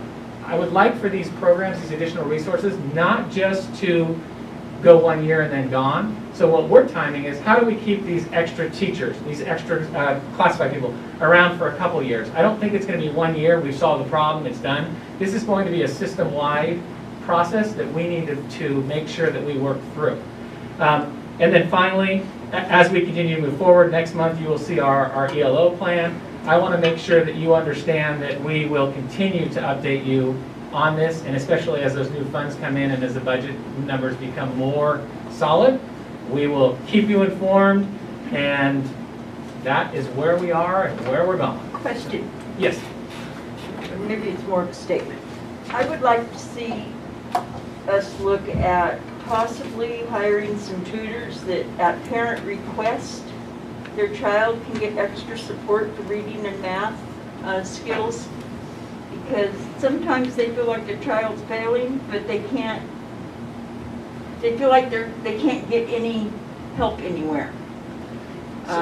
So I just wrote it down for our list, and one of the things we would look for is where does that fall in. We try to use our own staff first, but that is another idea. You could go out to an agency to say, hey, we'll have contracted, have a process for tutoring. Or pay our own staff to do the tutoring. Correct.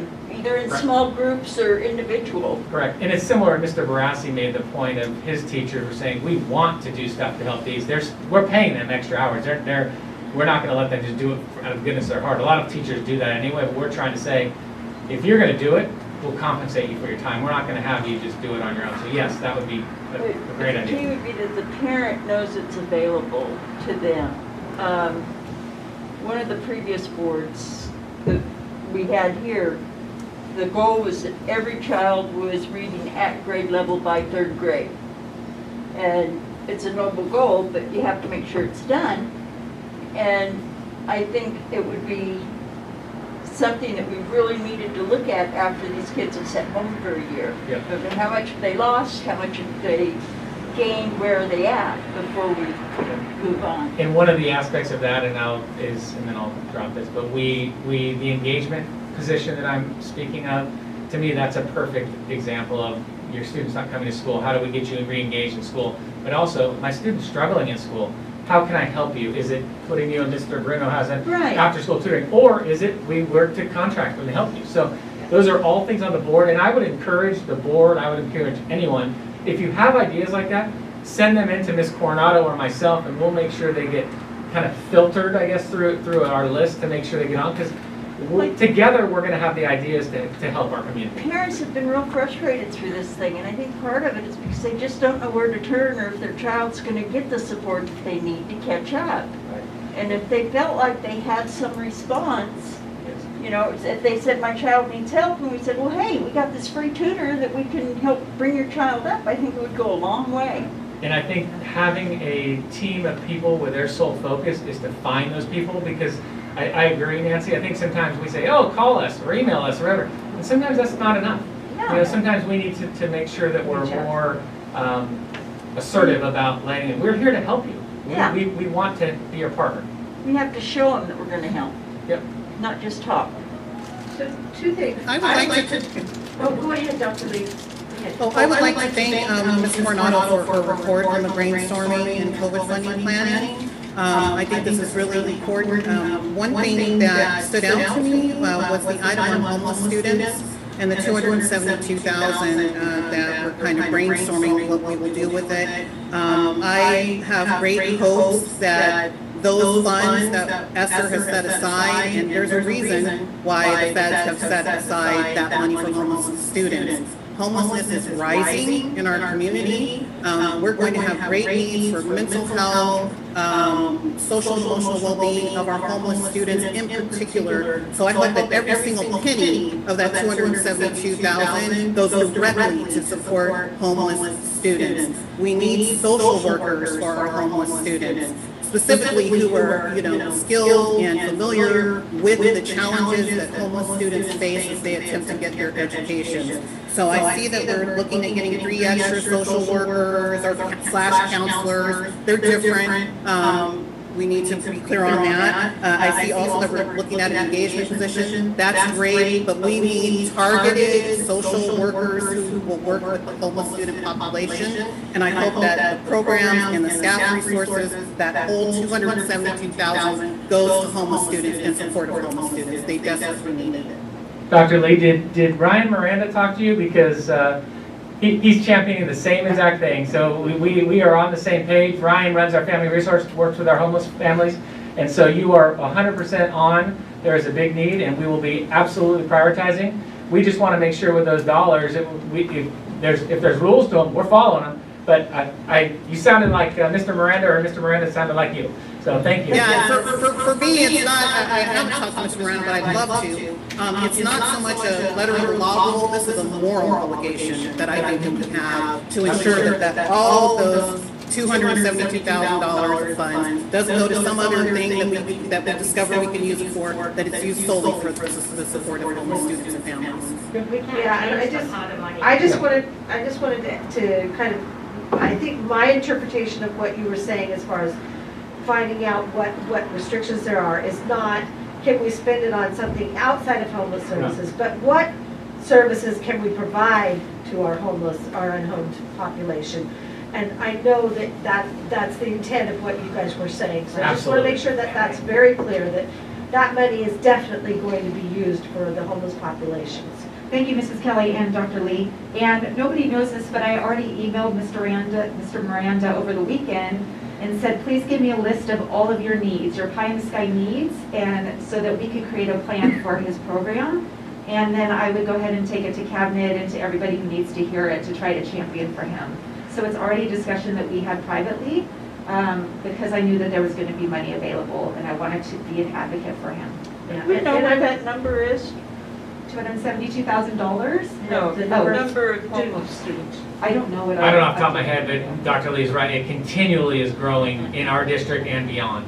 Absolutely. And I would hope that some of the allowances could go towards things like transportation and food services to provide food and, you know, ways for the kids to get to school, and technology so that if they want to attend remotely, they can, that kind of thing. I certainly hope.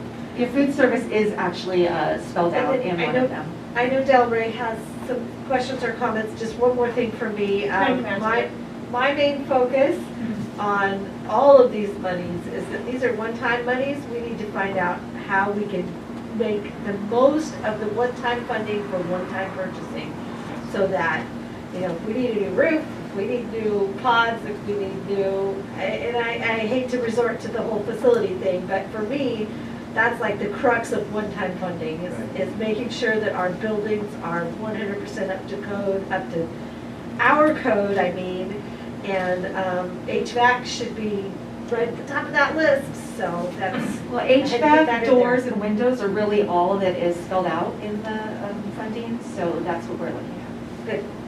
And then kind of piggybacking off the homeless student conversation, if we find that the resources, the $272,000 couldn't be used for a social worker, if that's an area of our student population that's growing, we might want to look to somehow fund that from other monies alternative. Exactly, that was my point too, is just because it's 272, we're not gonna cut it off and say that's all we can spend.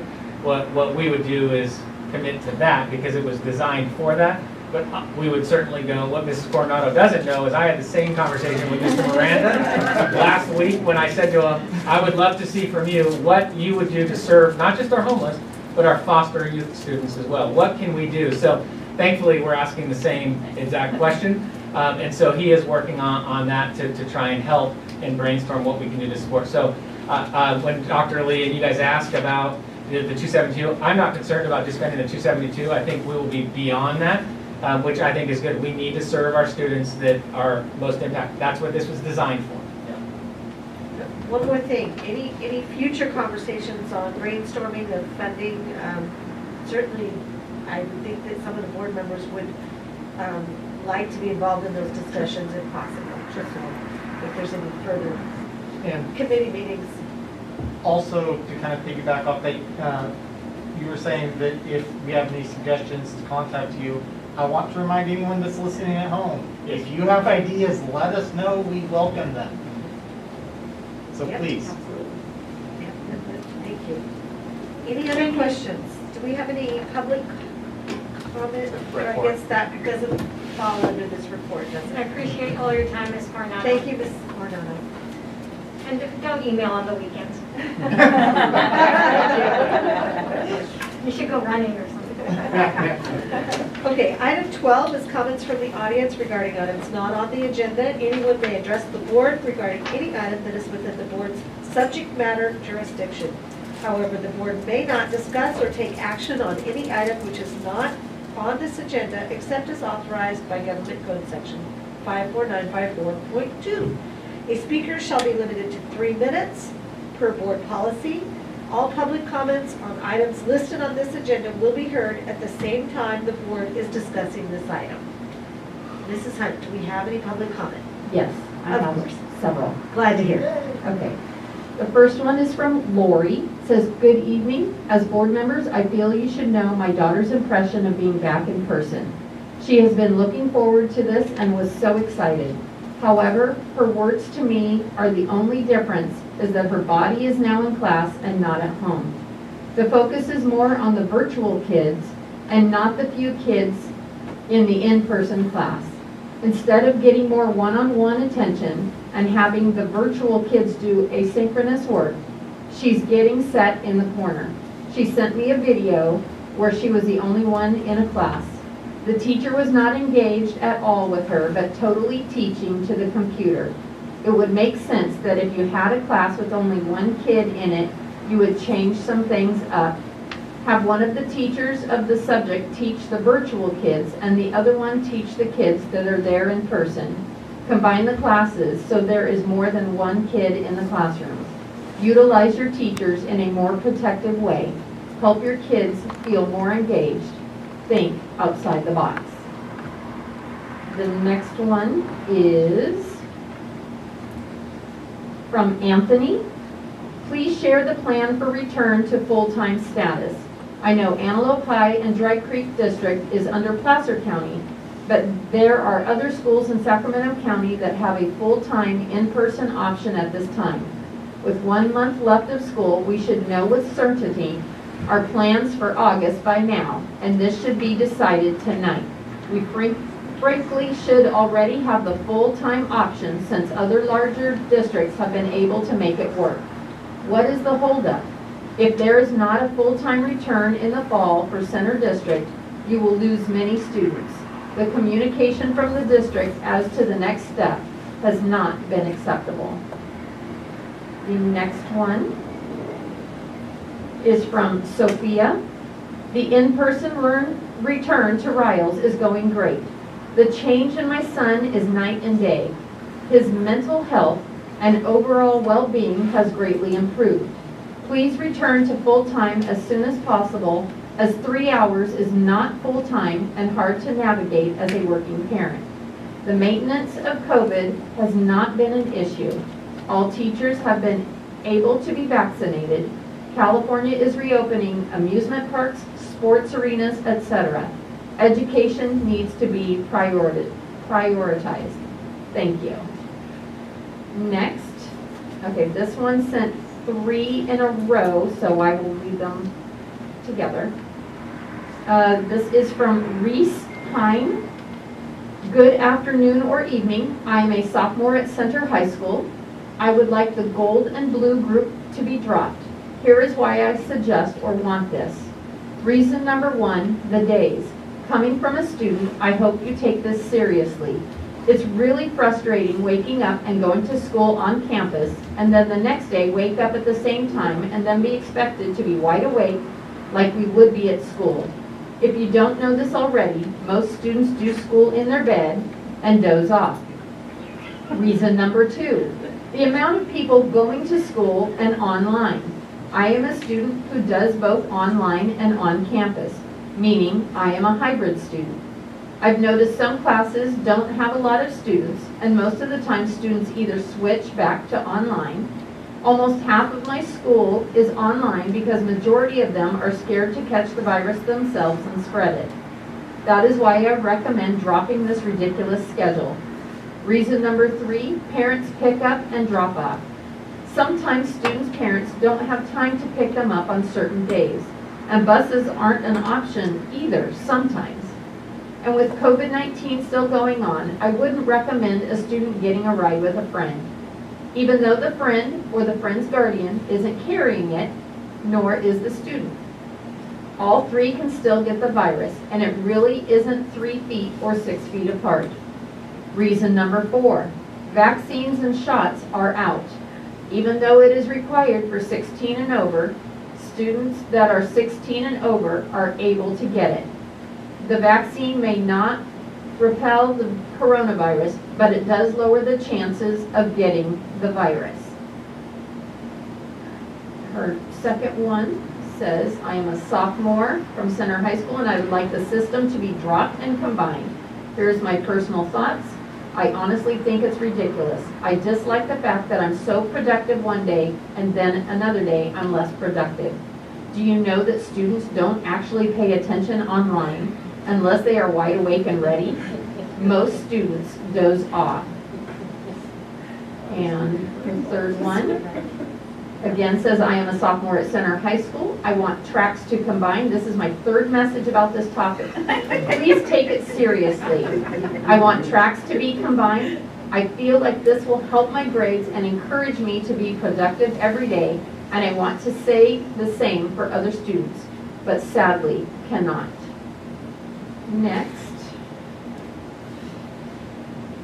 is from Danielle Stout. Good evening, board members. I am a teacher at Center High School, and I would like to express support for considering an end to the rotating on-campus groups at the high school. I can't speak for the freshman and sophomore class sizes, but the in-person numbers for the junior and senior classes appear to be low enough to combine blue group and gold group into one on-campus group. My personal experience so far has been that the students who are in the groups designated to attend are primarily not coming and joining online in lieu. On average, I have 20 kids scheduled to be in person over 3 class periods, and on average, 9 are present. In some classes since spring break, I and other teachers immediately around me have had classes on some days with only 1 student in person. We are not supposed to be alone with a student in our classrooms. Students in my classes have expressed confusion as to which days they are supposed to be on campus. In the 2 weeks since this started, students in my classes have switched to at home, telling me they thought more people would be there and they don't have to get up as early.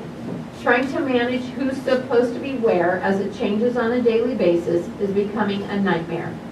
Obviously, there are health guidelines that need to be followed, but if the numbers support it, I respectfully request that this body consider allowing the high school to dissolve the on-campus rotation groups into one in-person group. Thank you for your time. Next is from Angelina Hughes. It says, I find it improper for any school board member to promote any political campaign organizations during a school board meeting. Although the intentions may be considered harmless, this practice can lead to the display of political/campaign displays that may be offensive to stakeholders and voters. Regardless of their First Amendment rights, an elected trustee is bound by the policies of the school board during public meetings. I would like to suggest that this topic be discussed with the school attorney to verify if it is acceptable practice. Furthermore, I feel that the individual promotion of political/campaign organizations during a school board meeting hinders the display of unity within the board. From watching the last few meetings, unity and diversity may be something that needs to be developed amongst the trustees. The ultimate goal of our elected trustees is to work together as a governance team with the superintendent to make decisions that will best serve all the students in the community. I sincerely hope that our trustees can put aside their personal differences, respect the school board policies, each other, and district staff, and come together to focus on our students and schools in these ever-changing, unpredictable times. All right, and then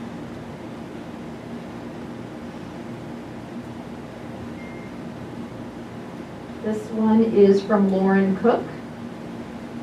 We would like to request that school resume 5 days, considering the most benefit to students and learning. Thank you.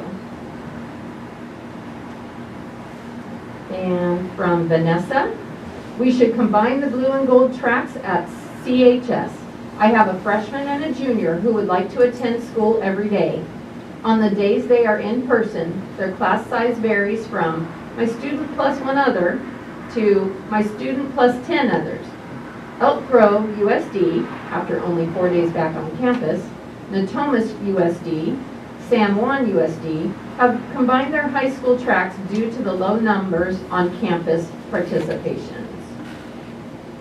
And that is all I have at this time. Great, thank you. All right, moving on to the board and superintendent reports. We'll start with Mr. Bruno tonight. Okay, first of all, I want to say that I've received a number of emails recently from staff members, from community members, and a surprising number from students, and I just want to say I'm thrilled about it, even though sometimes criticism can be a little tough to hear. I'm loving the engagement, and I want to encourage it to continue. Second thing I want to say, this has already been stated earlier, but I had it in my head before the meeting, I swear. I really appreciate everything the staff has been doing, but the flexibility of the parents and students has been absolutely amazing.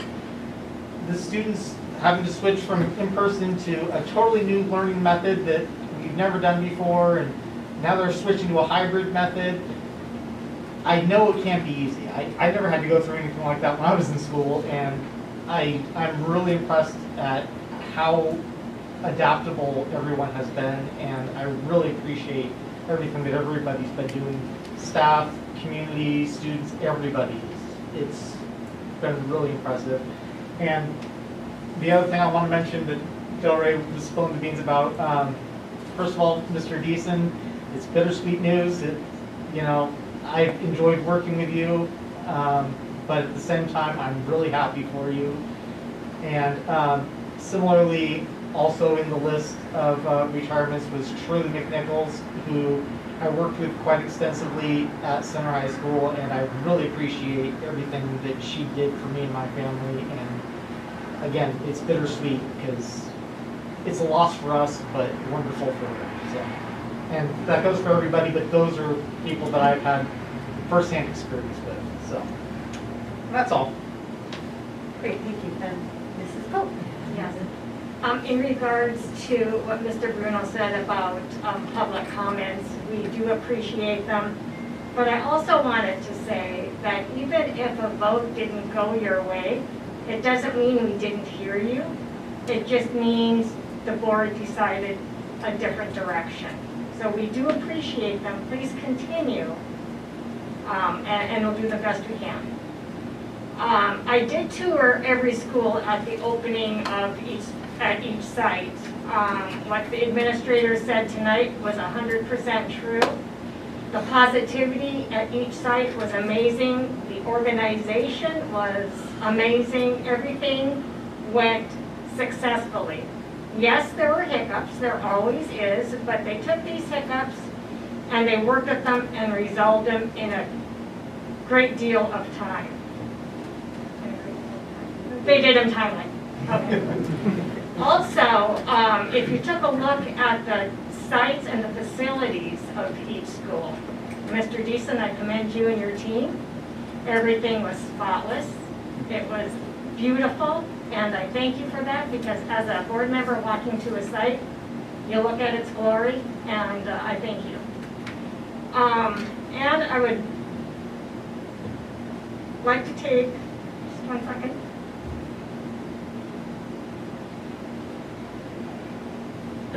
This opportunity to remember a Center High School teacher, Mr. Vernon Bishop. Mr. Bishop was an amazing human being, teacher and mentor, who always motivated students to give their best. I give my condolences to his family and his Center High School. And that's my work card. You want me to talk now? Thank you, Mrs. Pope. Dr. Lee, would you like to go next? Yes, greetings to all. It's hard to believe that we are in the month of April. And for those observing, I'm extending a warm Ramadan Mubarak. Also, tomorrow is Earth Day, and encouraging all to get out and celebrate and take action to restore our Earth. So important, we only get one planet. Finally, I call attention to the George Floyd murder trial verdict, a small step, and note that we have so much more to do around racial equity and justice in this nation. For those who think that politics and schooling are separate things, you're sorely mistaken. Recently, our board completed Brown Act training on April 7th, and I'm thankful for it.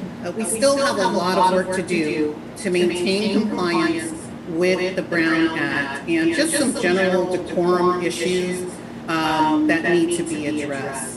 I remain hopeful that we can get back on track and truly commit to staying in compliance with the Brown Act, and more generally with respectful communications between and among members of this board, and I know we can do it if we set our minds to it.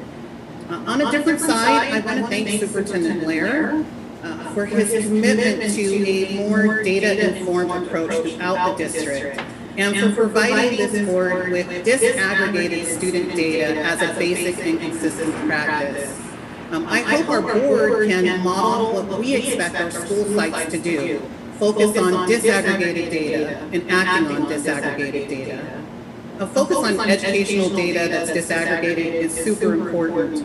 The student data will tell you something if you're interested to look at it, to disaggregate it, to examine the similarities and differences that become more visible when we merely start to look at data. And this is a crucial foundational practice for those of us who are committed to diversity, equity, and inclusion. Most recently, I've been taking a look at trends in the student enrollment and options for learning in our district during this transitional time.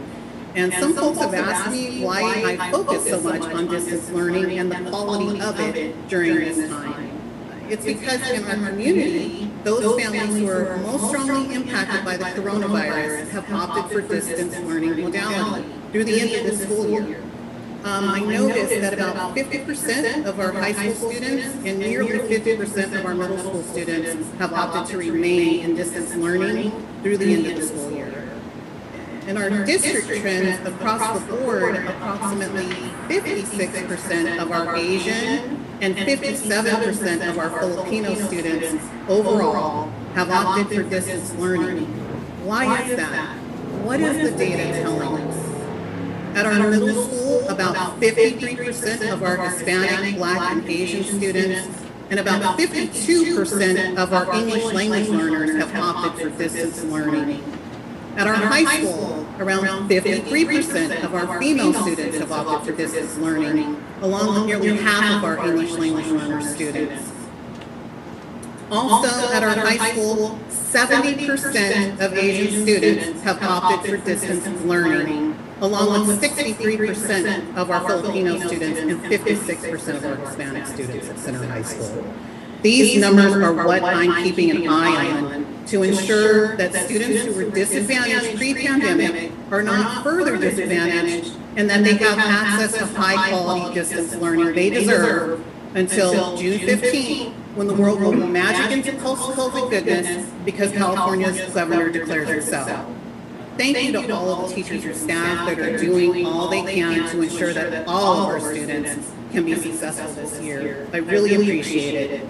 My office hours are first Mondays. I hope to see you next Monday, May 3rd on Zoom. As always, pleased to meet you around town and to hear from you here, there, and everywhere.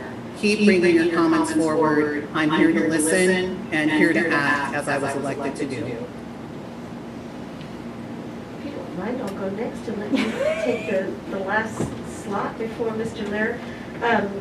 So for me, I wanted to just report out that I also attended the first day of school with Mrs. Pope. I went to North Country and I went to Riles. And just noting that at North Country, we were like, wait, school started. We didn't even see the students coming on campus. There were so few at that point. And they came trickling in from all different directions over a period of like 15 minutes. And it caught us off guard because we were like, it's so peaceful. It works so perfectly. And it was very surprising. And again, yes, all the signage, all of the one-way aisles, all of the thought that went into all of that infrastructure was fantastic. Thank you, Mr. Deason. I also attended my third Masters in Governance training. We talked about the lovely world of school finance. It was very riveting. It was so fun. It was great, but one of the things I got out of that is that it would be very useful for us to have a board workshop on budgets and just get a better grasp of what we should be looking at and the questions that we should be asking, and just understanding it better not from a master's in accounting perspective, but from a what do I need to do as a good keeper of the books, an oversight person, what should I be doing? So I'm hoping that we can schedule that. We've had a lot of board workshops and extra meetings, and it looks like we're looking at an extra meeting. So this is not anything we need to do right away, but definitely something down the road we might want to look at. I also was hugely relieved with the recent verdict. And I know that's very political and all of that, but I don't care. I just want to say thank God, because if that wouldn't have happened, I think there would have been a civil war in our country. So thank God, thank God, thank God that we've actually turned a corner for even for just a moment and made the right decision. Mr. Deason, I know I've given you a lot of crap about leaving. You can't go. Congratulations. And out of the whole funding thing, what I heard out of all of that was that it's going to take 2 people to replace him. Thank you very much. Okay, a couple more things. We have some people to welcome to the district. Rhonda James, who is a new custodian. Erica Madrid, a bilingual assistant Spanish. Bilingual assistant. Sorry, my glasses are all steamed up. Nigis McGee, instructional specialist. Amina Tongal, office assistant. We have retirements, Ms. Sophia Kennedy, who is an executive assistant. Deborah Sabella, I don't know, but apparently you did. Was that, no, it was a teacher, sorry. And Mr. Deason. What? You can go next. What? Okay. I said I'm going to go first and let you go last. Is that okay? Okay, you're going to move on. I'm not skipping you. Come on now. All right, then we want to congratulate Susan Erickson on her retirement, Patricia Spohr on her retirement, Shirley McNichols on her retirement, and welcome Tammy Cabrera, who is a new hire at Oak Hill Elementary, and that is my report. And Mrs. Anderson, you are next. Sorry. I just thought I'd change it up. I always seem to get the last word, and so I thought I'd, Mr. sandwich Deason, myself. are you officially retiring as of when? June 30th. June 30th? Seriously? We can't let that happen. Sorry, it's canceled. Due to COVID, there will be no more retirements. If we can get that. I just want to say that I know that going back to school has been tough with a lot of teachers and staff, and you've worked really, really hard, but I know it's worked perfectly because I had a conversation with my 7-year-old grandson who has informed me that he's never leaving first grade because Mrs. Hobbs is so beautiful. And he will tell you he has a crush on Mrs. Hobbs. So he's staying forever in first grade. He doesn't care. That's his place. That's his home. So it must be going okay. They're doing something right over there. That's my report. Mr. Lear. Thank you, Mr. Mayor. So I have a couple items tonight. One, I want to just point out to our community, and I want to thank Mr. Grimes for making this happen. As we have returned, we have had cases of COVID in our schools. We have not had cases of COVID spreading from contacts in school. They've all, thankfully, at this moment been outside the school that's been brought in. But I want to congratulate and thank Mr. Grimes for his contact tracing work and the administrators for working quickly and maintaining the distances and the protocols that we've established in our CSP to limit the need to quarantine and bring people out.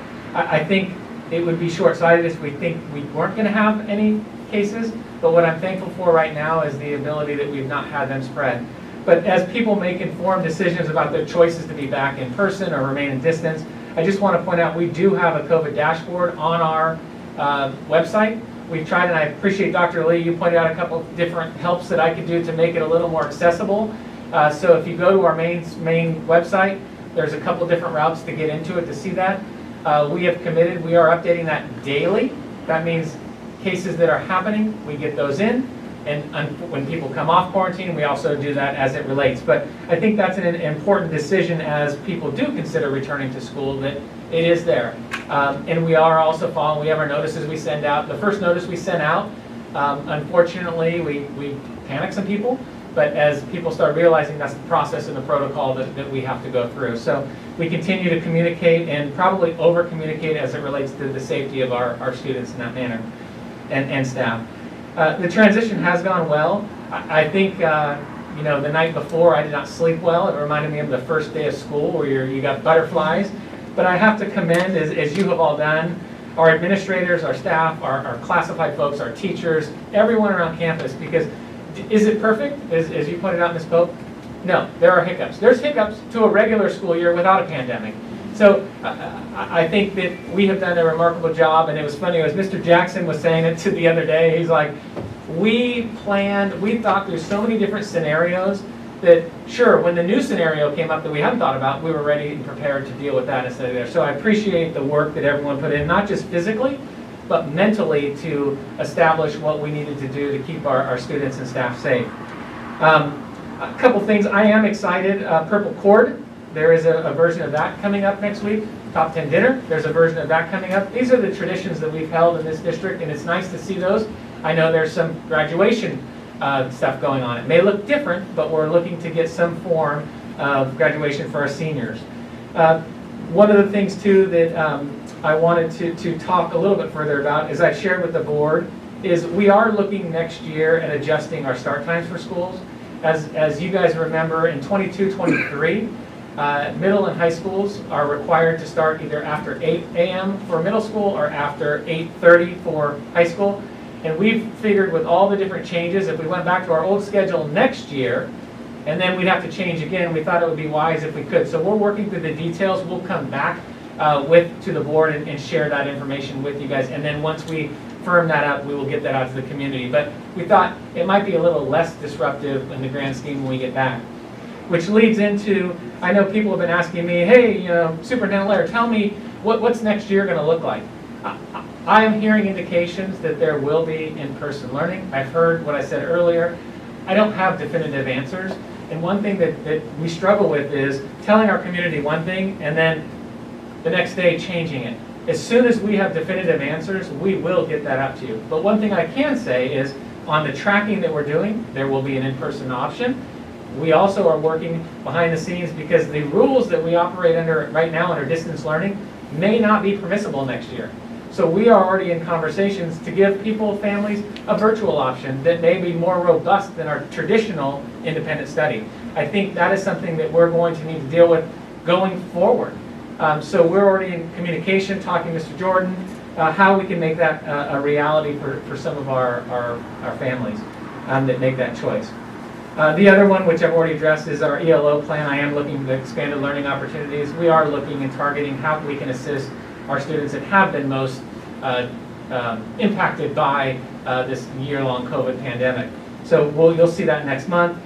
The other thing, and Ms. Pope, I might start crying if I start talking about it, but I will say there's a beautiful tribute that they did at the SEVO Awards for Mr. Bichot.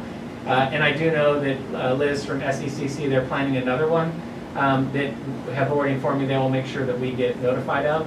But Vernon was a great individual, and you said it perfectly. My condolences to his family, and I know not just his, you pointed that out, not just his physical family, but his Center Heisel families. I know that impacted a lot of people. So, and then two more quick things. One is, while I continue to highlight the idea that we're all working hard, I want to take a moment during the midst of all this pandemic, we're going back to school, do we come back, all these things. The regular business of the district is still going on. I mean, we're still processing POs, we're still doing reports, and I want to call out two people. We, right now, if you can believe it, this week we went under a 4-year federal program monitoring review. Every district gets selected every 4 years to go through this program review. It is a insane, crazy, lot amount of work. And I need to acknowledge Tammy Givelli and Lisa Coronado for their efforts in this. And Lisa was not just, you know, I'm going to do the FPM thing. Somehow we signed up to have our fiscal auditors in this week. And if you've ever been to a fiscal auditing week by itself, it's nuts. Because it's this and that. So I know her and her department have worked really hard. So these two individuals, I've already said, you guys, you got to take some time off. You got to do something. Because they are burning the midnight oil because they care about the district. They want it perfect. But I think that the main thing is I just want to thank them for what they've done and committed to the district, because it's a special person to be a part of Center Unified and do this, and I really appreciate what both of them do, because the FPM's coming back great.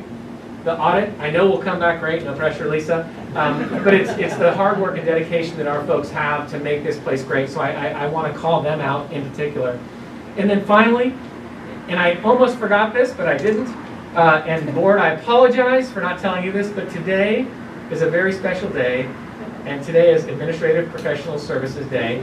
And so I would be totally remiss without acknowledging Ms. Hunt for keeping me 100% in line all the time. Even when I'm grumpy, believe it or not, I do get grumpy. I told my wife last night, I'm like, God, Carol tolerates me more than you do, you know? But she is a great asset to the district. She's a great asset to the board, and an even better asset to me. So I thank you for everything you do for me and the district. So, and with that, I'm done. Thank you, Ms. Carroll. Thank you, Mrs. Carroll. Okay, now we can move on to the business at hand, which, believe it or not, hasn't started yet. The consent agenda. Go ahead. One more thing. Now that it's approved. It's not. No, it's not yet. It's not yet approved. Let's do it again. Well, wait, it's not approved yet. Let's do it again. Which item is it that we need to pull? Item 13. For separate discussion. No, I was being, I was kidding. I was talking about the retirement. Okay, yes, let's pull item 13 first for consideration. We have a motion to approve. My motion. Yes, Mrs. Pope, and a second. There we go. And do we have any discussion on this item? Yes. Well, not that. No, not that. No. We're talking about the approved curriculum assumptions for iReady Math and Reading. Any discussion on this item? No, let's take a Yes. Yes. Okay, go ahead, Mrs. Dr. Lee.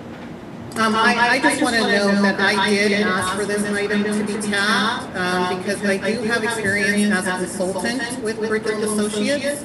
From what I withdrew due to concerns about diversity, equity, and inclusion in their products, teacher trainings, and materials. And so I will be abstaining from the vote on this contract approval. Well, we're having discussion on this at this point, right? Have we got a motion and a second? So, Dr. Lee, could you expand on those concerns? Yes, I'm happy to expand offline about the concerns, the detailed concerns with diversity, equity, and inclusion. And it's my understanding from Superintendent Blair that we are only purchasing this in this contract, their diagnostics, that we selected that over MAP, which is the nationally recognized, diagnostic.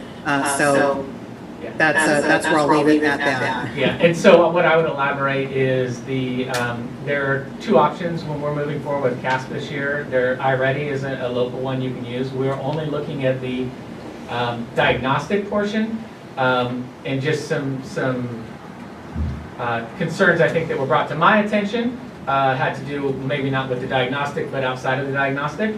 And so really what they're doing is in diagnostic, it assesses our students at certain places and then allows us to identify standards where there may be successes or maybe challenges and then move forward. So we would do it 2 or 3 times a year.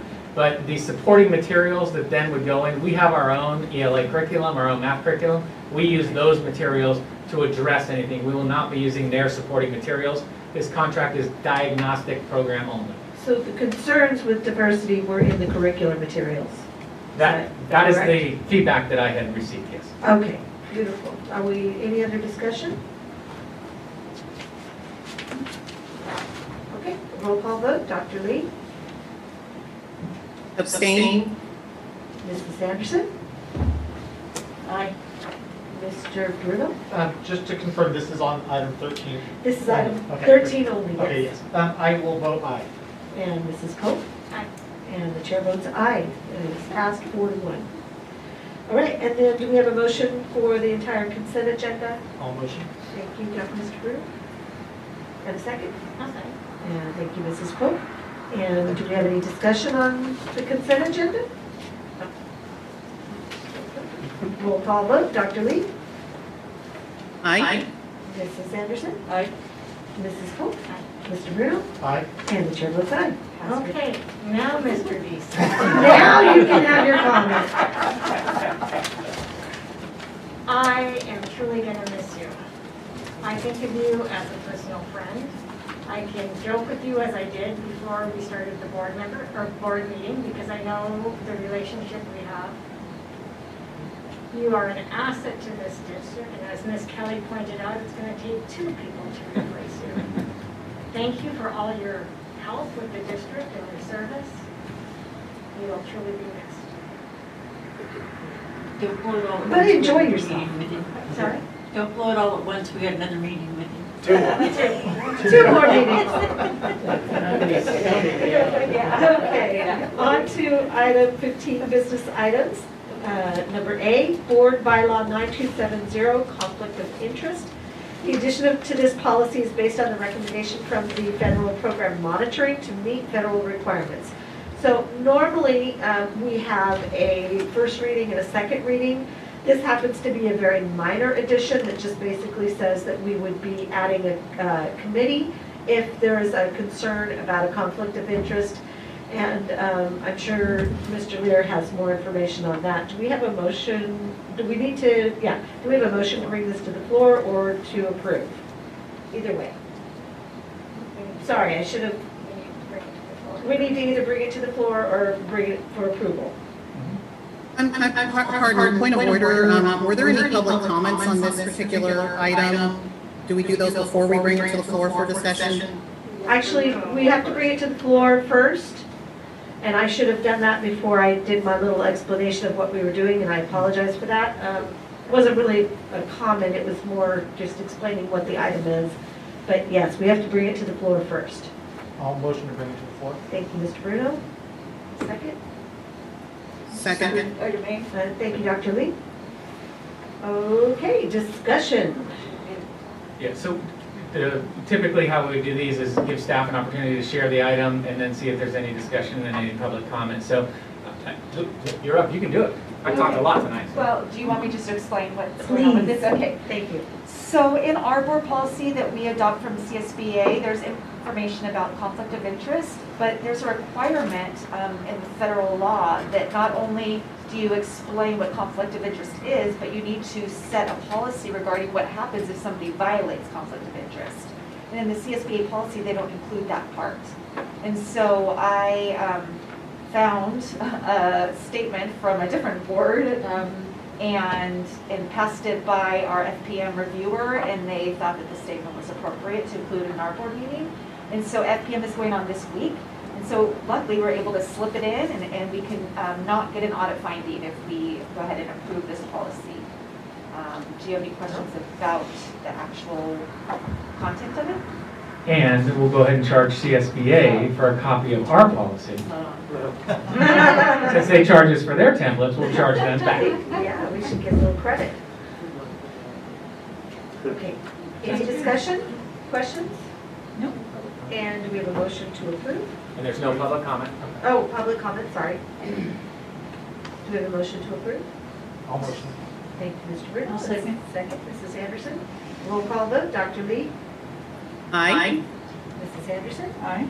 Mrs. Pope. Aye. Mr. Bruno. Aye. And the chair votes aye, 5-0. Thank Item you. B, Pledge of Allegiance. It was requested that the board discuss removing the Pledge of Allegiance from future board meeting agendas. Do we have a motion to bring this to the floor for discussion?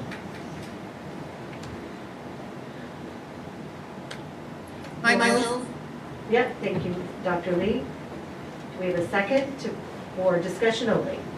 I will second. Thank you, Mr. Bruno. And do Maybe we, Dr. Lee would like to tell us why she thought this was necessary. Maybe she has a reason for it. do we have any comments from the board first? Do we have Well, any- yeah, I would like to know why it's on the agenda.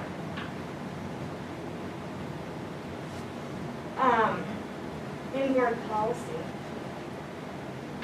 it states patriotic exercise, and it's AR 6115, missions and observations.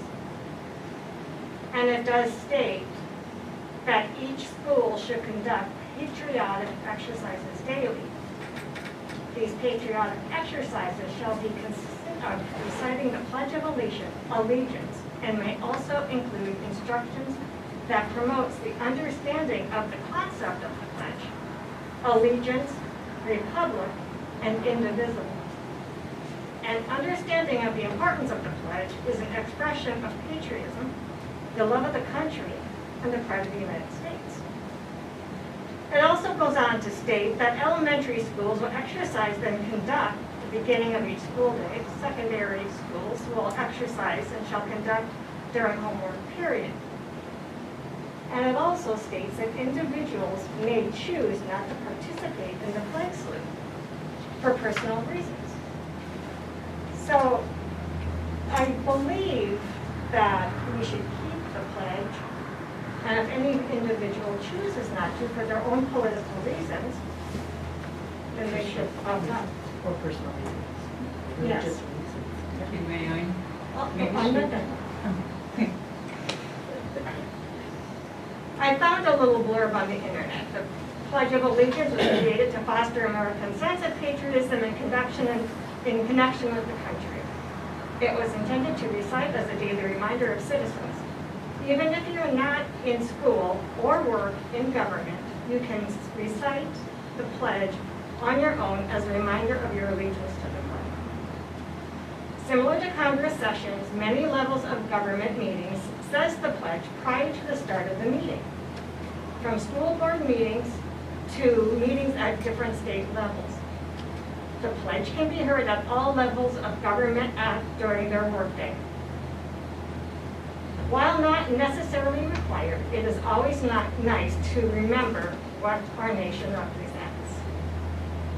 Board members are paid representatives whose position is paid by the government. The flag salute most definitely should be on the agenda at our school board meetings. Those who respect and honor the tradition of the flag salute shall not have their rights, should not, sorry, have their rights to pledge taken away because of one who does not feel personally appropriate. That's what I have to say. Mrs. Anderson. This used to be, and I think all of us sitting here Nancy, know. can you talk to me? You know what? There. Is that better? Yes. This used to be known as a military town. That's what Dudley was built for, base housing was built for. Yes, they closed the base, but the area has thousands of retired military in it because they came to Cullinan State, which means we have a whole lot of retired military grandparents still in the area and families still in the area. Through all my years of campaigning, I've been asked hundreds of times if we say the Pledge of Allegiance in the classroom. And not a single person told me they didn't want to say the Pledge of Allegiance. Not one time. It was always, you better be saying the Pledge of Allegiance, was the attitude. They love their flag, they love their country, and they want their children to be taught the same character and moral values that they were taught when they were in school. I am here to represent the people that elected me, and I feel that that's what the people that elected me would want. So that's the way I would vote on this issue. Anyone else? Taking it in a slightly different direction, I do think if we keep it on the agenda, that it might be useful to make a change into how we do it. Rather than picking somebody in the moment to lead it, it might be good to either pre-arrange with them or just have the president or someone lead it. I did do that. I did do that this time. Okay, yeah, I get stage fright sometimes, so when I was put on the spot recently. I'm so sorry, I did not. No problem. put you on the spot. I just think that that might be something to improve upon moving forward. That's a great idea. So. Good. A rearrange, arrange prior to, or have somebody volunteer. So for me, I understand that there are religious and personal beliefs against pledging allegiance to anything other than their God or whatever their beliefs are, and I do understand that, and so feel that absolutely anyone who chooses not to participate in the Pledge of Allegiance, that is entirely and respectably their right. no judgment whatsoever on that. My husband is a retired Marine, and he fought to protect what that flag represents. And a lot of people he knew died. His brother came back very scarred mentally and emotionally. It's something that I personally feel like that flag represents who we are as a people, and I have the right to pledge my allegiance to it, so I also would vote that way. Any other comments? Yes, I do have a statement that I'd like to share in regards to this item. As many of you know or may recall, before I turned to higher education, my foundation as an educator is as a National Board Certified English teacher and National Board Certified Social Studies teacher. And I work primarily in urban schools, K through 12. I'm strongly committed to building civic competency and civic awareness, and I've started civic selective programs in multiple schools and districts where I've served. I also speak now as someone who has roots in civic service that include family members that have engaged in military service, my own leadership in local Kiwanis international chapters, volunteer international teaching for our country, and service and leadership roles in multiple nonprofits. I requested this agenda item, a discussion about including patriotic exercises as board agenda items of business, because frankly, when I first joined this board, some comments that were made during our closed session by some of our senior members about patriotic exercises being part of our agendas, I found them to be deeply troublesome and problematic to me as a person who stands at all times for freedom, diversity, equity, and inclusion. And so as a sociologist and historian, I like to know more about how things got to be the way they are, and when I'm examining or experiencing something. And in digging through our board bylaws, I discovered that our board made the flag salute or Pledge of Allegiance part of the board agenda template on December 2nd, 1987. And for those of you who remember that time and the context of time, place, and political situations do always matter when we're speaking about education, December 1987 was a very interesting time in our nation. 1987 was toward the end of Ronald Reagan's term as President of the United States.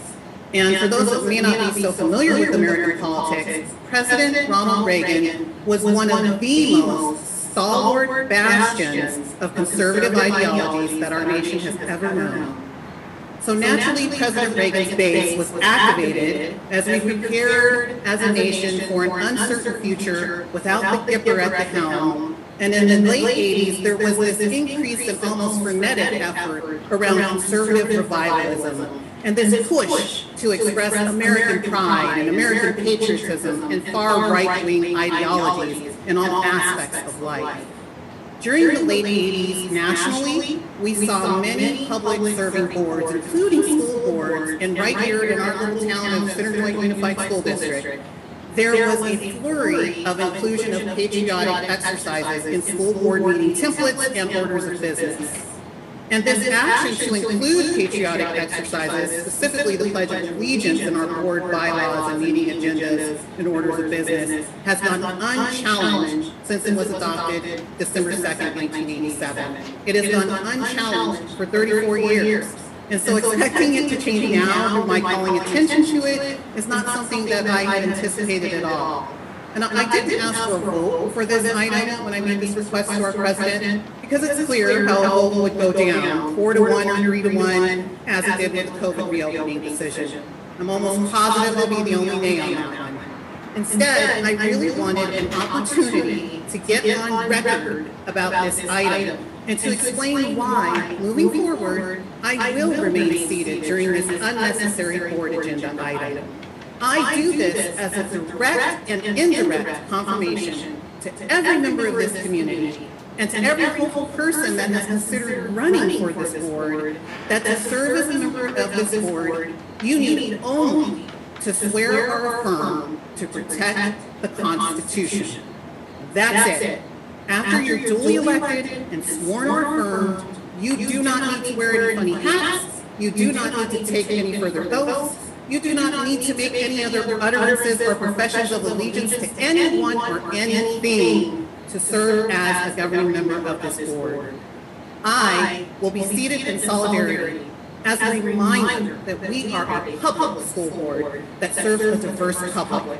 This is not a private school board that serves private ideologies and that therefore needs to or has the authority to require its trustees to engage in or condone unnecessary exercises by making additional patriotic exercises agendized items in the board's order of business. I'm truly thankful that this is the United States of America and not a fascist country. I am thankful that this is the USA and not a communist or a socialist nation where something like mandated patriotic exercises might be okay to require of public board members.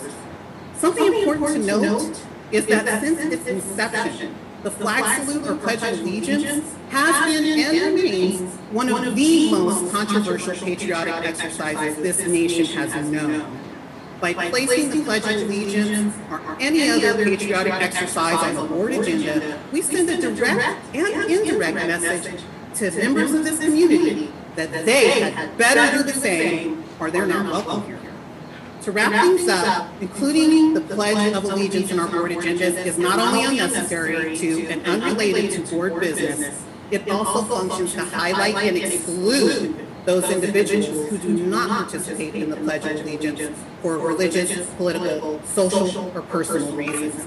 Perpetuating and further maintaining an us versus them dynamic that is toxic, divisive, and that has dominated this board for far too long. I will remain seated in solidarity to signal to every single member of this community that you are most welcome here. And there's no need to prove your worthiness to engage in the business of this board by performing additional patriotic or other exercises. Swearing and affirming to protect the Constitution is the only patriotic exercise that is relevant to this board. And so that's the statement that I would like to make on record. And I would invite those who may have been timid or concerned to know that you don't have to stay. If you don't say the Pledge of Allegiance for religious, political, or social, or personal reasons, you're welcome here on this board and here in this district. This board and this district belongs to you, the public, all the public. And I sit with you in solidarity because in this nation, we still have the freedom of choice and the freedom of speech, thanks to the sacrifices of the many that came before us. And I will be submitting my statement on this agenda item via email to Ms. Hunt to be included in totality for the minutes of this meeting. And that's my piece that I have to say on this item. I do have a point of correction. In 1910, it's stated here on the Center Joint Unified School District website is when they started saying the Pledge of Allegiance. Yeah, I would also like to point out that it wasn't in 1986. They may have written that particular policy in 1986, but the base commander commissioned Spinelli Elementary. You can't tell me that the base commander was involved with Spinelli and they didn't say the flag salute. That just wouldn't happen. Spinelli, Dudley, and all the rest of them. They were so involved and so connected with the McClellan Air Force Base that they had to have been involved with it. There's just no way. And my concern is with the business of this board and agendized items in the order of business. And what I discovered was that it was adopted as a point of order of business on December 2nd, 1987. So that is what I stated in my statement. I think we can all agree that everyone has the right to either do the pledge or not do the pledge.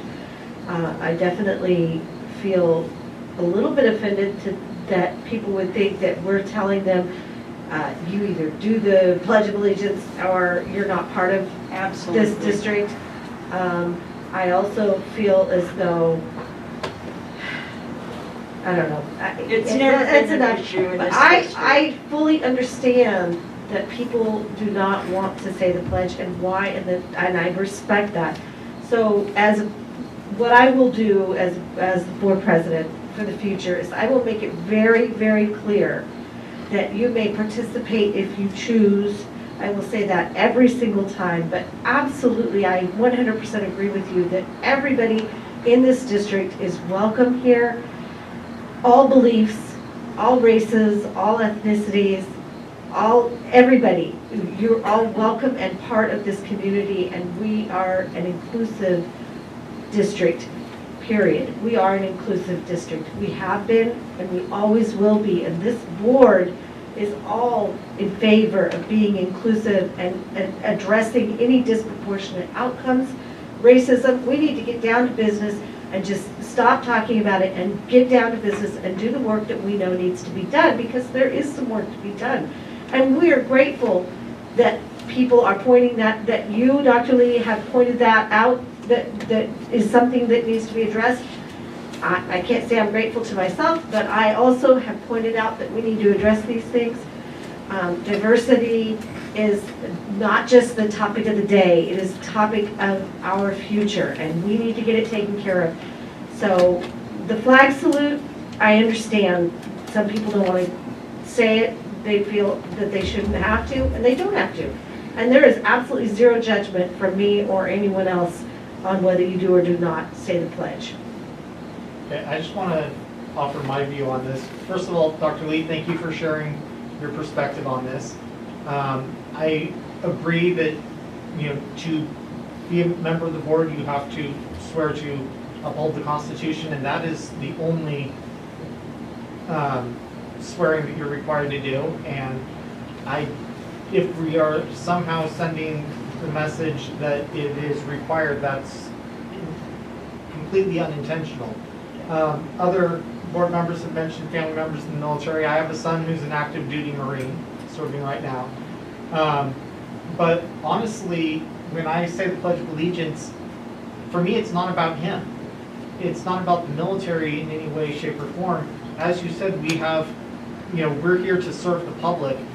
And for me personally, and this is only speaking for my personal viewpoint on this, when I'm saying the Pledge of Allegiance to the flag, that's a reminder to myself that I am here to serve the public. I am here to act in their best interest. So for me, I like it as a reminder of that. But, if other people don't want to say it, any other board members, any future board members, anybody that's in the room, that's fine. If patriotism is forced, it's not true patriotism. So we absolutely should not require it. But I think having it on the agenda to offer it for those who choose to participate, I personally don't have a problem with that. Any other comments? Mr. Bruno, just so you understand, the only reason I connected it to the military is because it is such a big issue with the military, and it's the connection. It means different things to different people, and I don't dispute that. So. Right. Any other comments? I think there's public comment. Public comments.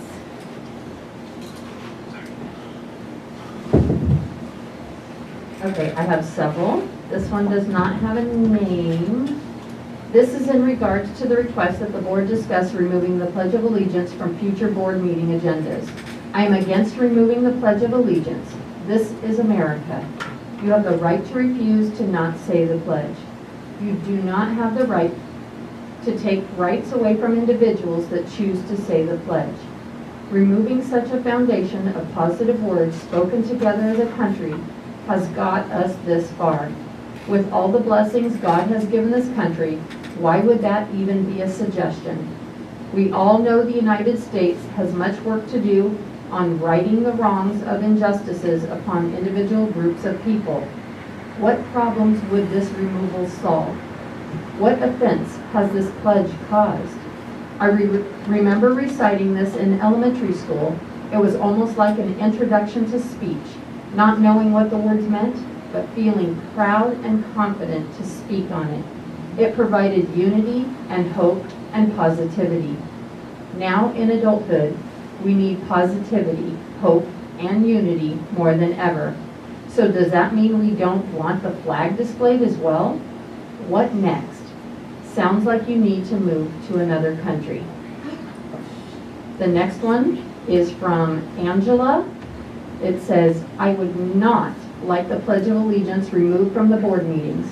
If a person does not want the pledge, then they have the choice of not pledging, but for those of us who want to pledge, we will not have the option to pledge at the meeting. If the pledge is taken away because of the few that don't want the pledge, then you are infringing on the rights of those who want to pledge." Next is from Angelina Hughes. Good evening, CJUSD trustees and superintendent. I'm surprised to see that there is consideration to eliminate reciting the Pledge of Allegiance at the beginning of every meeting on this week's school board agenda. Never in the past 13 years of attending school board meetings has this issue ever been brought up. As elected officials of our district and as Americans, I strongly urge you to keep the Pledge of Allegiance on the agenda for school board meetings. Reciting the pledge is not a compulsion, but a mark of patriotism to the country. It is an action that symbolizes one's feeling that as an American, one is proud to be part of this country. It is a proclamation stating that we all, as Americans, are unified, standing together as one nation and working together for the benefit and rectification of the injustices of the country as a whole. Reciting the Pledge of Allegiance also shows respect to our flag and military heroes who have served and are currently serving to protect our country and our freedom. The freedom that gives people the right to protest against reciting the pledge. It reminds us that we must all work towards the vision of the country that the Pledge of Allegiance aspires to, indivisible with liberty and justice for all. It is unfortunate that there is so much debate and division over the Pledge of Allegiance, forgetting the larger objective of standing together in unity as a nation. The controversies will go on, and each American has the freedom to choose to recite the pledge or not.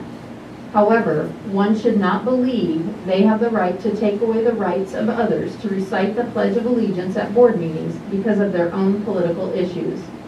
Many government meetings begin with reciting the pledge. I find it disturbing that this is even on the agenda when there are other important issues regarding our students and schools that our school board should be focusing on. Next is from Brina Joe. I have two issues with the Pledge of Allegiance. One, it references God when we are supposed to be supporting a separation of church and state. Second, you have the option to not say it, but it's opt out, not opt in. It does not inspire pride when it's a mandatory part of a meetings or school. Next. There was no name listed, and it says, Dr. Lee, I just lost respect for you. You just spent your time putting down others' ideas while saying that you are there to support all. All means all. And this one says concerned community member. I was a student at Center High School, CHS, in the year mentioned, 1987. And have lived in the district since the 1970s. I have voted in every election since the late 1980s, including board elections. I have always stood for the Pledge of Allegiance and always will.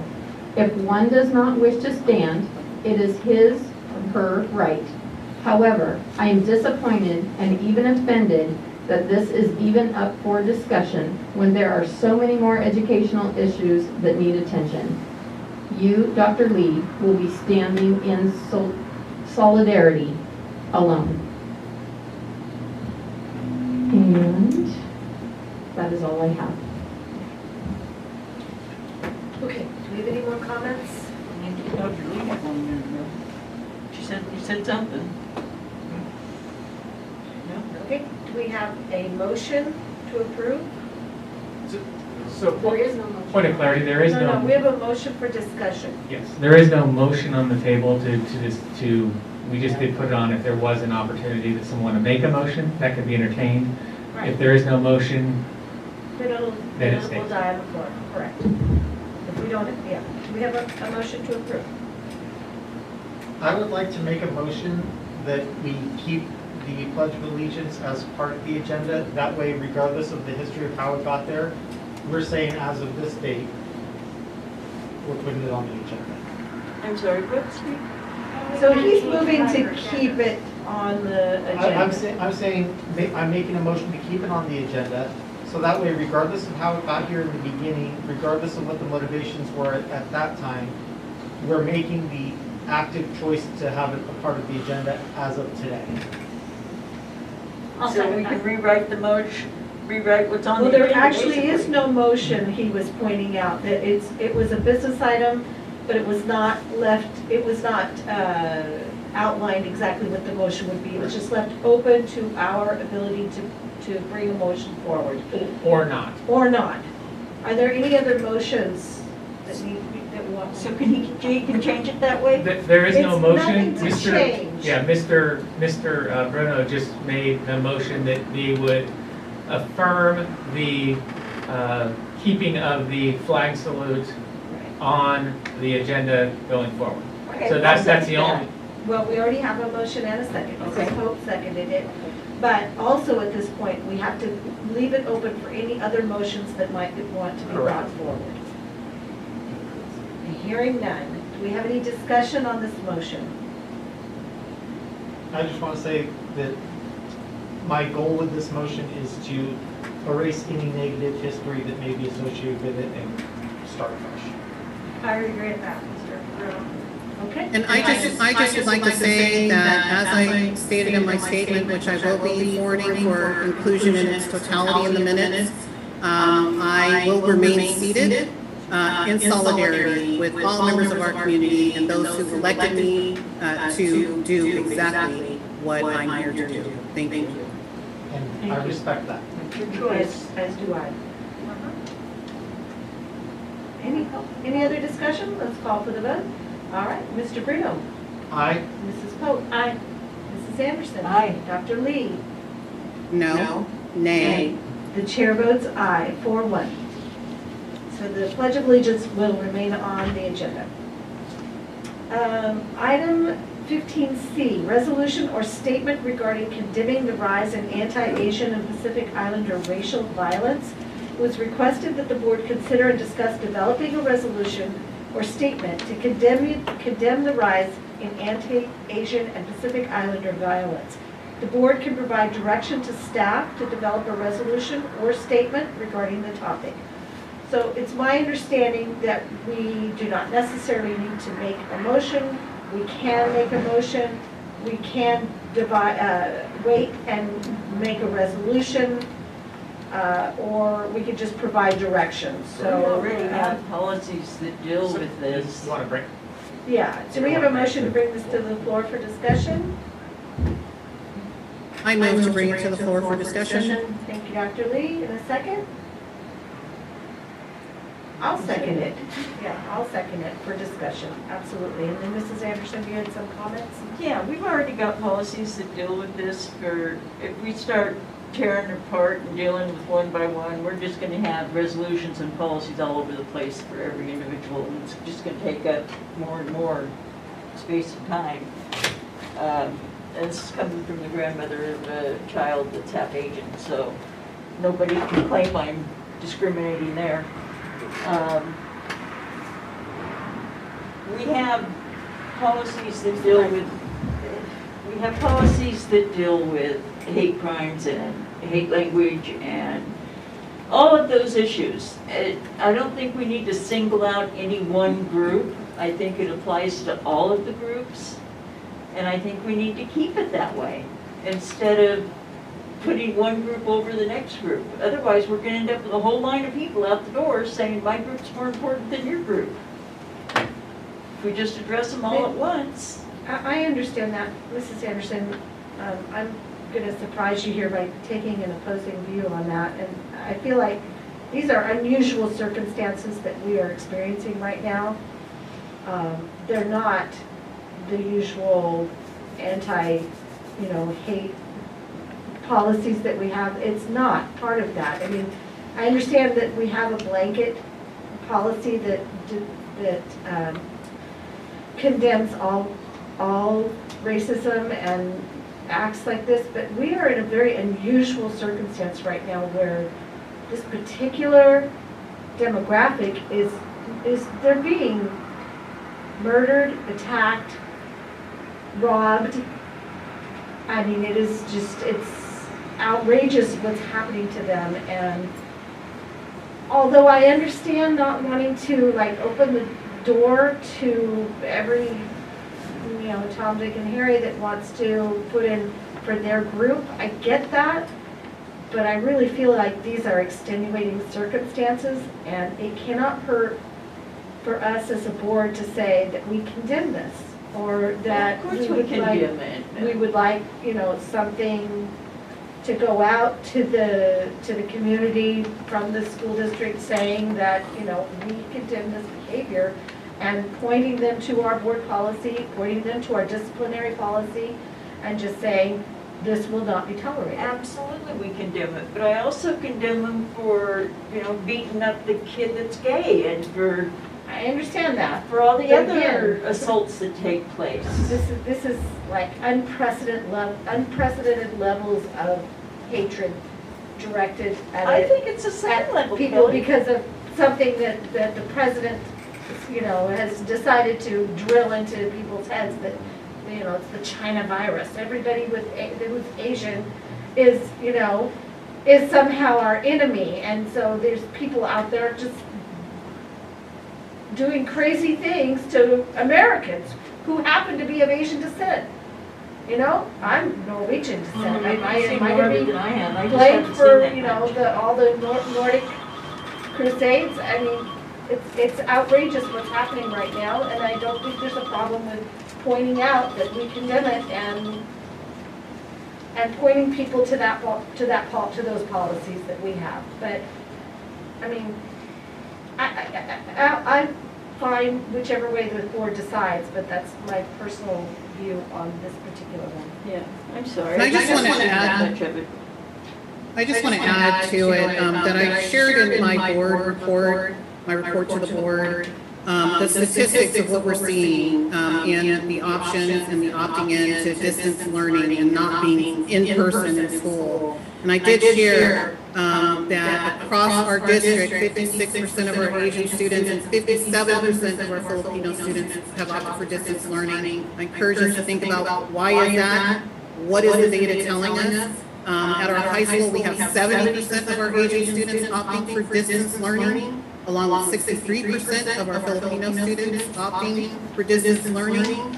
There is a palatable anti-Asian and Pacific Islander violence and racism happening here in our country. Since 2020, when the COVID-19 pandemic began, there's organizations that have been tracking it. Over nearly 4,000 attacks, and those are the ones that were reported of Asian Americans and Pacific Islanders being verbally and physically attacked and shunned during this pandemic. To pretend that this is just like everything else is misguided.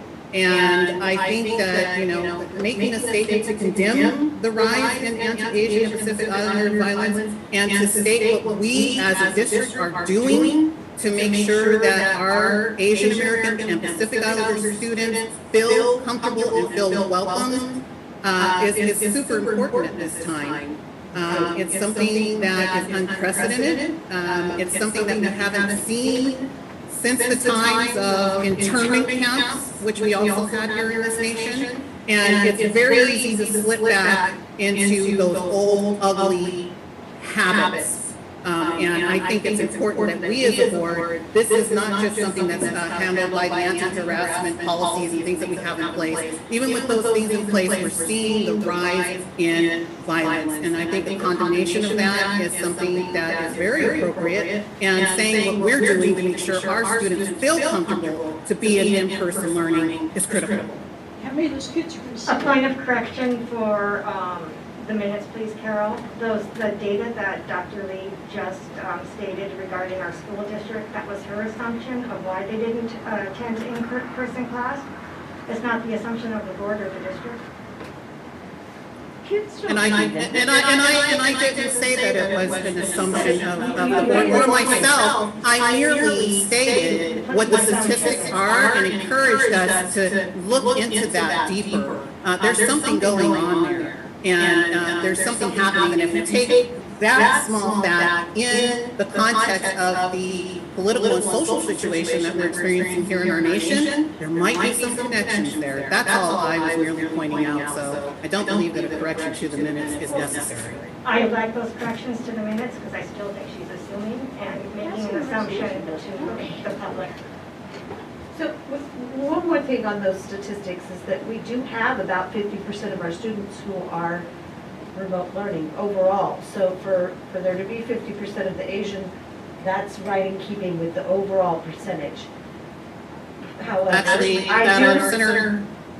that's inaccurate, President Kelly, because at Center High School, we have 70% of our Asian students opting for distance learning and 63% of our Filipino students opting for distance learning at this time. Yeah. As studious as they are, though, it wouldn't surprise me. And there could be a number of different reasons. As studious as they are, what does that mean? Well, our Asian students typically do have higher statistics on our campus. Extremely higher. Our graduating class in top 10 is a mostly. very. We're getting into racial stereotypes, To, to assume personality traits based off ethnicity. Yeah, no, absolutely. We're going off topic, so Yeah, we are. let's go to. I mean, there could be a number of different reasons. I understand what you're saying, Dr. Lee, that definitely could be one of the contributing factors that they do not feel safe in general coming out into public or coming back to school. And so, I mean, I would just think that. Has our Safe Schools survey showed that? We do a Safe Schools survey every year. What does it show? I don't know. That's a good question. I don't have evidence of that. I don't have evidence of that from the Safe Schools survey. But I still just don't think it would hurt to point to our policies and just remind people that that sort of behavior is not tolerated, but that's my opinion.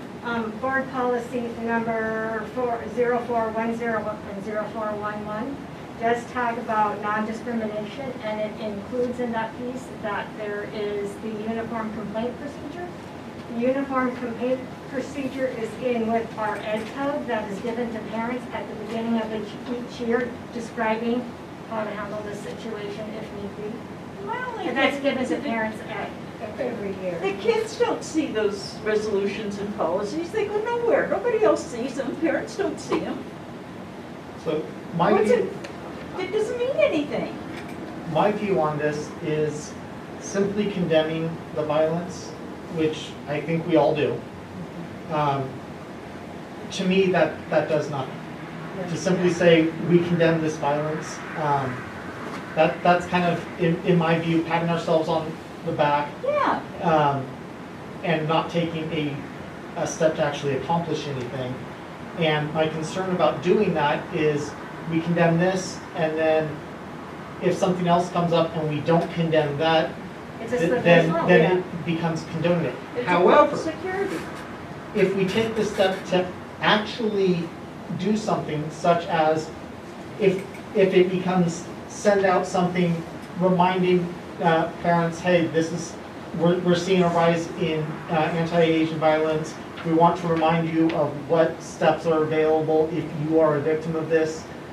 That's actually accomplishing something. Yeah. But And I that's think exactly- a simple condemnation in and of itself is Call actually our counterproductive. hotline. Yeah, and that's exactly what Mr. Lear and I had talked about, Steve, exactly that, is that it would be silly to just say, yeah, we condemn it, but if we could back it up with some sort of action that helps, promote that view or to help people, then that makes more sense, which is why I was saying, we gave direction to send something out, and whether it just be the weekly report saying, hey, please remember that we have policies in place that condone this behavior.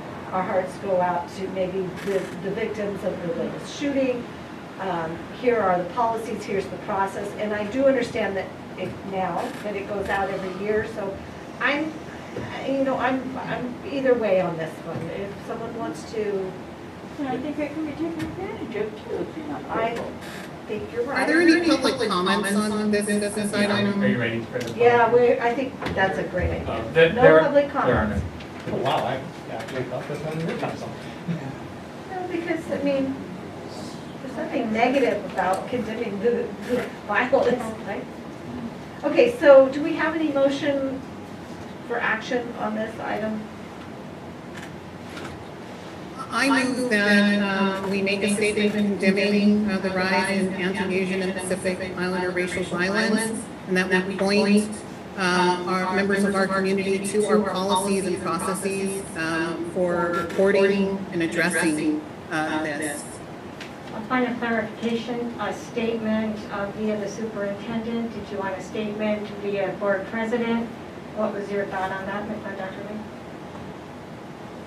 I think it says here it could be the staff developing a resolution or statement, and possibly the, from what Trustee Bruno mentioned, that could also possibly involve, pointing back to the policies that are in place and the complaint procedures and protections that are there for students and families.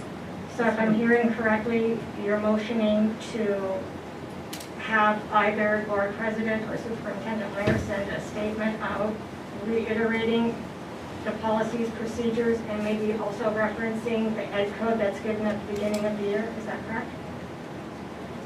Right, and condemning the rise in anti-Asian and Pacific Islander racial violence. Mr. Bruno, could you go ahead and please restate your motion? No, Dr. Lee made the Oh, I'm motion. sorry, Can Dr. I make a friendly amendment that we ask Mr. Lear to just send it out in one of his usual communications that he sends I out would, to families? and if you guys are okay, I'm happy, but I would run it by you as the president, just for input, and then just as another set of eyes.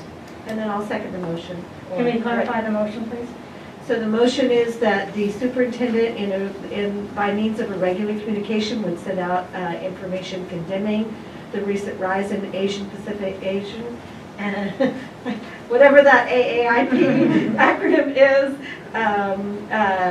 violence, and directing them to our policies and processes for if anyone should feel victimized by that hate. As well as ed code that describes. As well as ed code, yes. That's Policies, ed code, and processes. And just when you're referencing ed code, do you remember the annual notifications? Yes. Okay, well, Yes. okay, sure. That goes out every year. Okay, and we can remind them. And FPM actually asks us to remind people about the policies all the time, so it's good. Okay, so we have a motion and a second. Any further discussion? Dr. Lee? Aye. Mr. Bruno? Aye. Mrs. Pope? Aye. Mrs. Anderson? Aye. And the chair votes aye. Thank you. Okay, we're moving along, trucking along here. So item 15D, safe firearm storage awareness. The board will discuss the request from Moms Demand Action regarding a possible resolution and/or notification to families regarding responsible storing of firearms in homes. And this is essentially the same process that we did for item C. This is open for discussion. If we bring it to the floor for discussion, and it's open for anyone to make a motion if they so choose. Where did this come from, Scott? So we had an Wait a advocacy minute, group. before we discuss this, can we have a motion to bring it to the floor? I'll motion bring it to the floor. Thank you, Mrs. Pope. A second? I'll second. Mr. Bruno, go ahead. Sorry Yeah, about so an that. advocacy group had approached us over the last 3 or 4 months as it relates to securing firearms. To basically laid out the statistics of unsecured firearms have been one of the leading causes for teen suicides, and then or methods, and then also for kids playing with guns. So they've reached out and asked. They provided a resolution. One of the things I might suggest is to take a page out of Trustee Bruno's. Would be a resolution is one thing, but perhaps we can make sure that something of this nature gets included in our annual notifications. I also think it'd be pertinent in our safety plan, that would also be things that we are doing. It's a tough one because we're asking parents to do this at home, and I don't want to put it on the kids to bring that message home. So we can certainly make people aware and educate, but again, I default back to if we do a resolution, I'd rather see some form of action, Yeah. and then at least it's out there.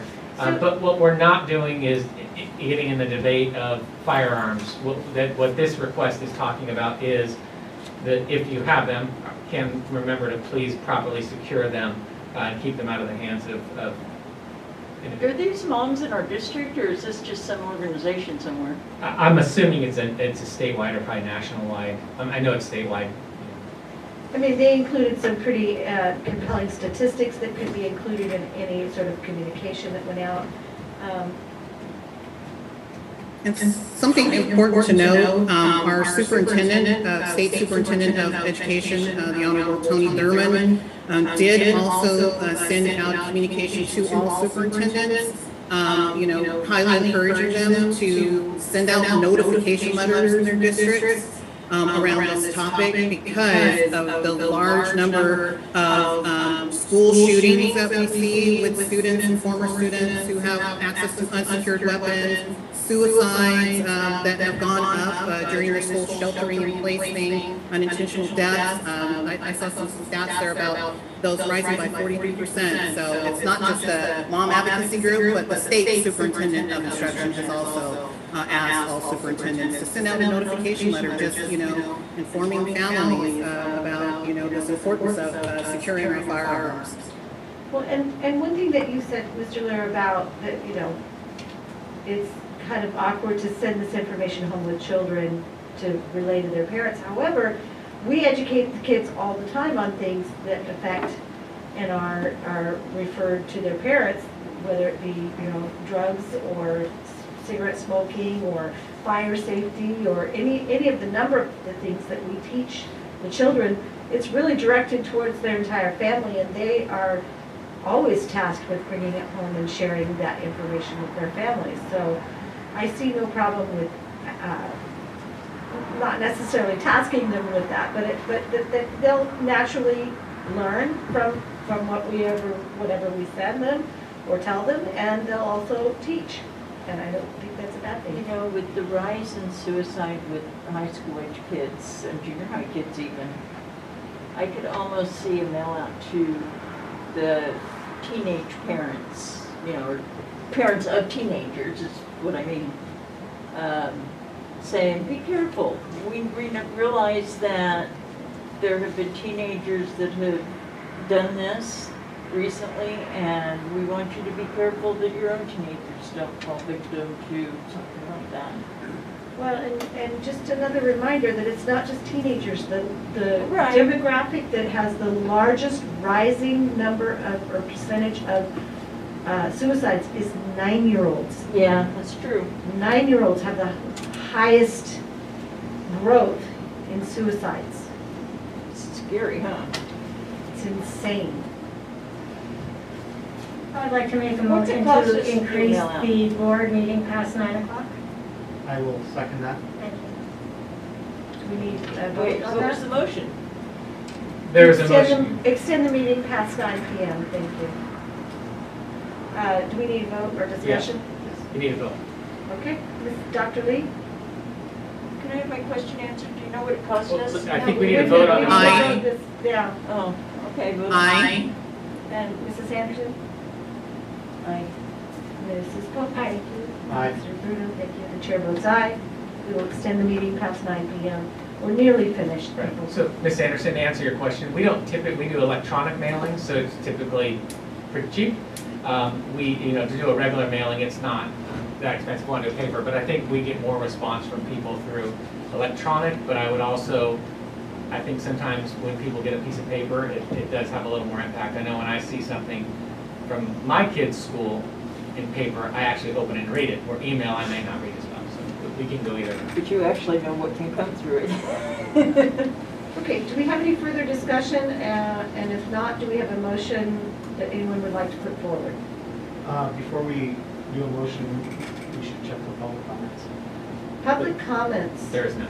Okay. No public comments. Thank you for keeping reminding me that. Does anyone have a motion to bring forward?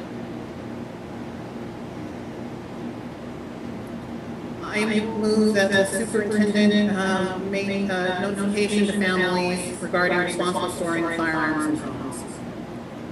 I couldn't hear.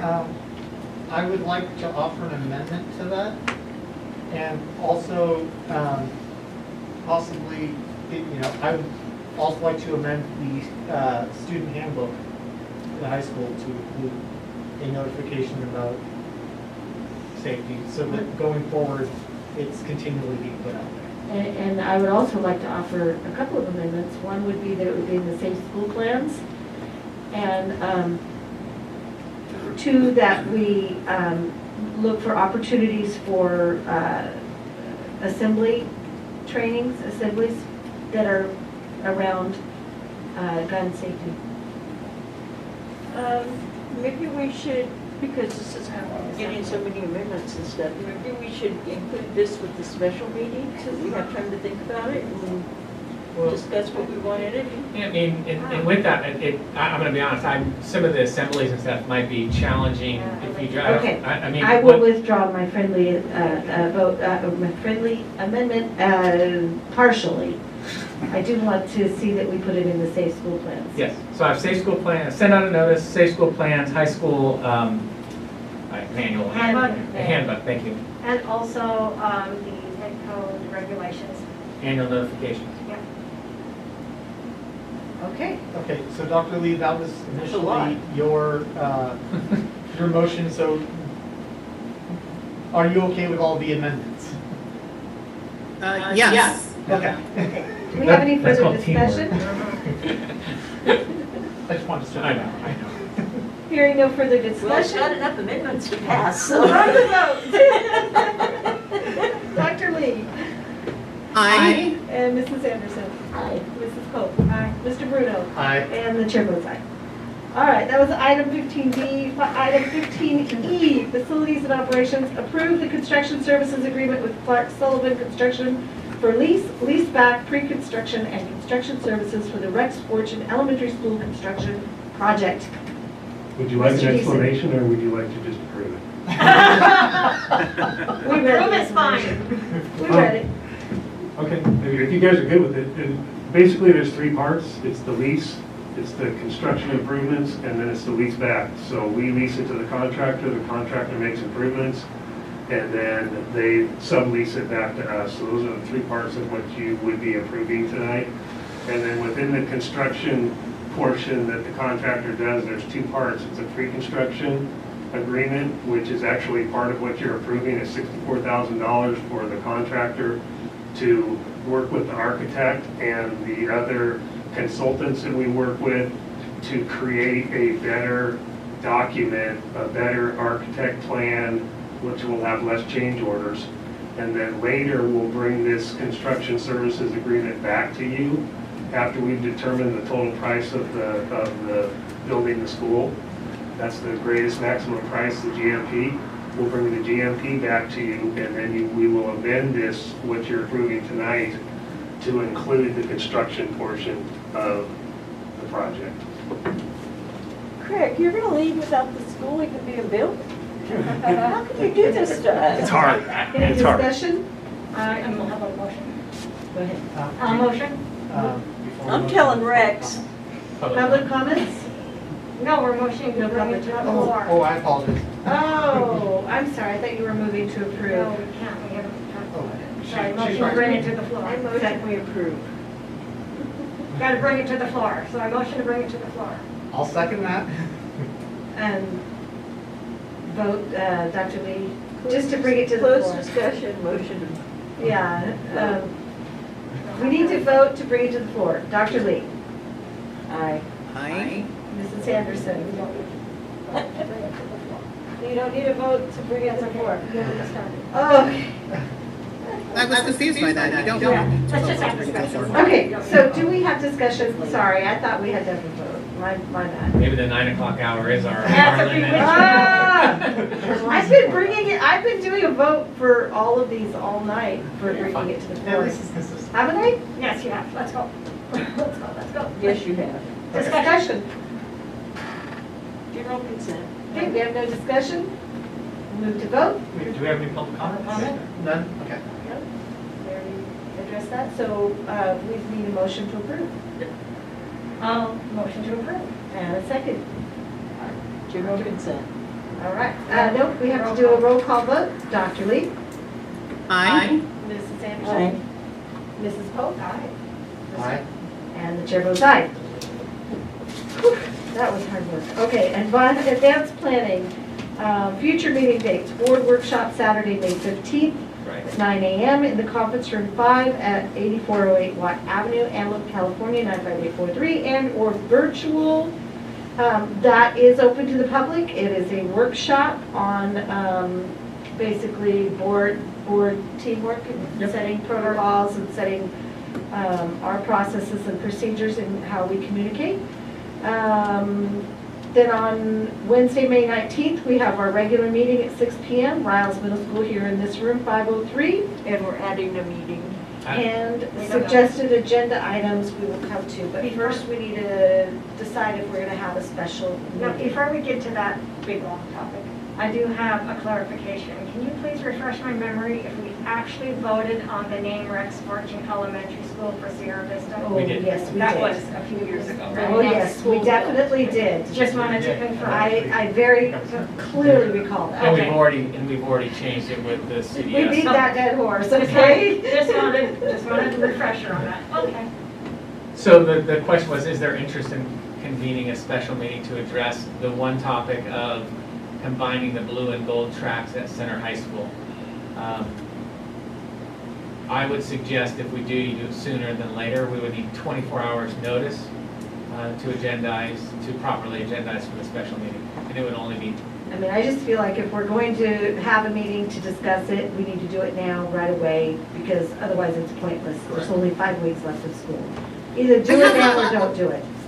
I would like to know, Superintendent Lair, you had indicated earlier that you were going to check with the Department of Health to see if these changes would require a new consideration and approval of our COVID safety plan. Because if it does, that takes time, and by the time that all happens, the school year is ended, and what is the point of us having a special meeting to discuss something if the timeline for getting that approved is the deciding factor? It goes Correct. beyond our jurisdiction. Sure, so 2 points on that. One is I would recommend, I would plan to call Sac County tomorrow to see what that step would be. And I want to go back and double check, but I know originally they had to approve it because we were in the purple tier. I believe in the red tier, but I don't want to say either way. We could check that in the morning. If for some reason we check with Sac County and they're like, no, it's going to take 3 weeks to approve it, then I would come back to you guys to say, no go, shut the topic down. So we could tentatively schedule a date Correct. for. Yes, and I would advise next that. Wednesday, like Monday night, this coming week, Yes. tentatively. And isn't there something going on next Wednesday? So Wednesday night is, and I might make these up, Purple Cord, and then one is top 10 is on Wednesday, and Friday is Purple Cord. Okay. So you could, yeah, so I mean, any day is open, for especially you can do any day of the week, you can do a different time of the day. You don't have to do 6 o'clock, we just need to So, properly agendize. Let me ask the board this.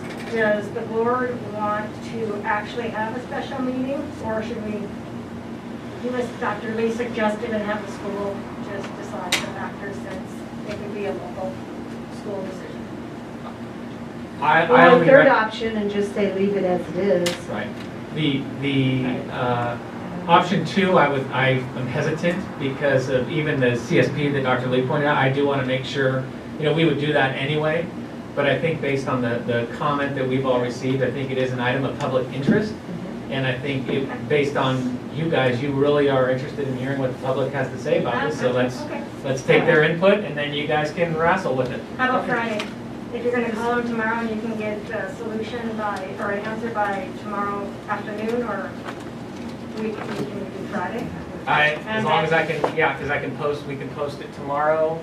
Yeah, we can do Friday. And then if we need to Okay, and change then it, if not, do it on Monday. we can do it on Monday. Or we could cancel it if it's to Dr. Lee's point, if it's a 3-week process. Last time it was a week.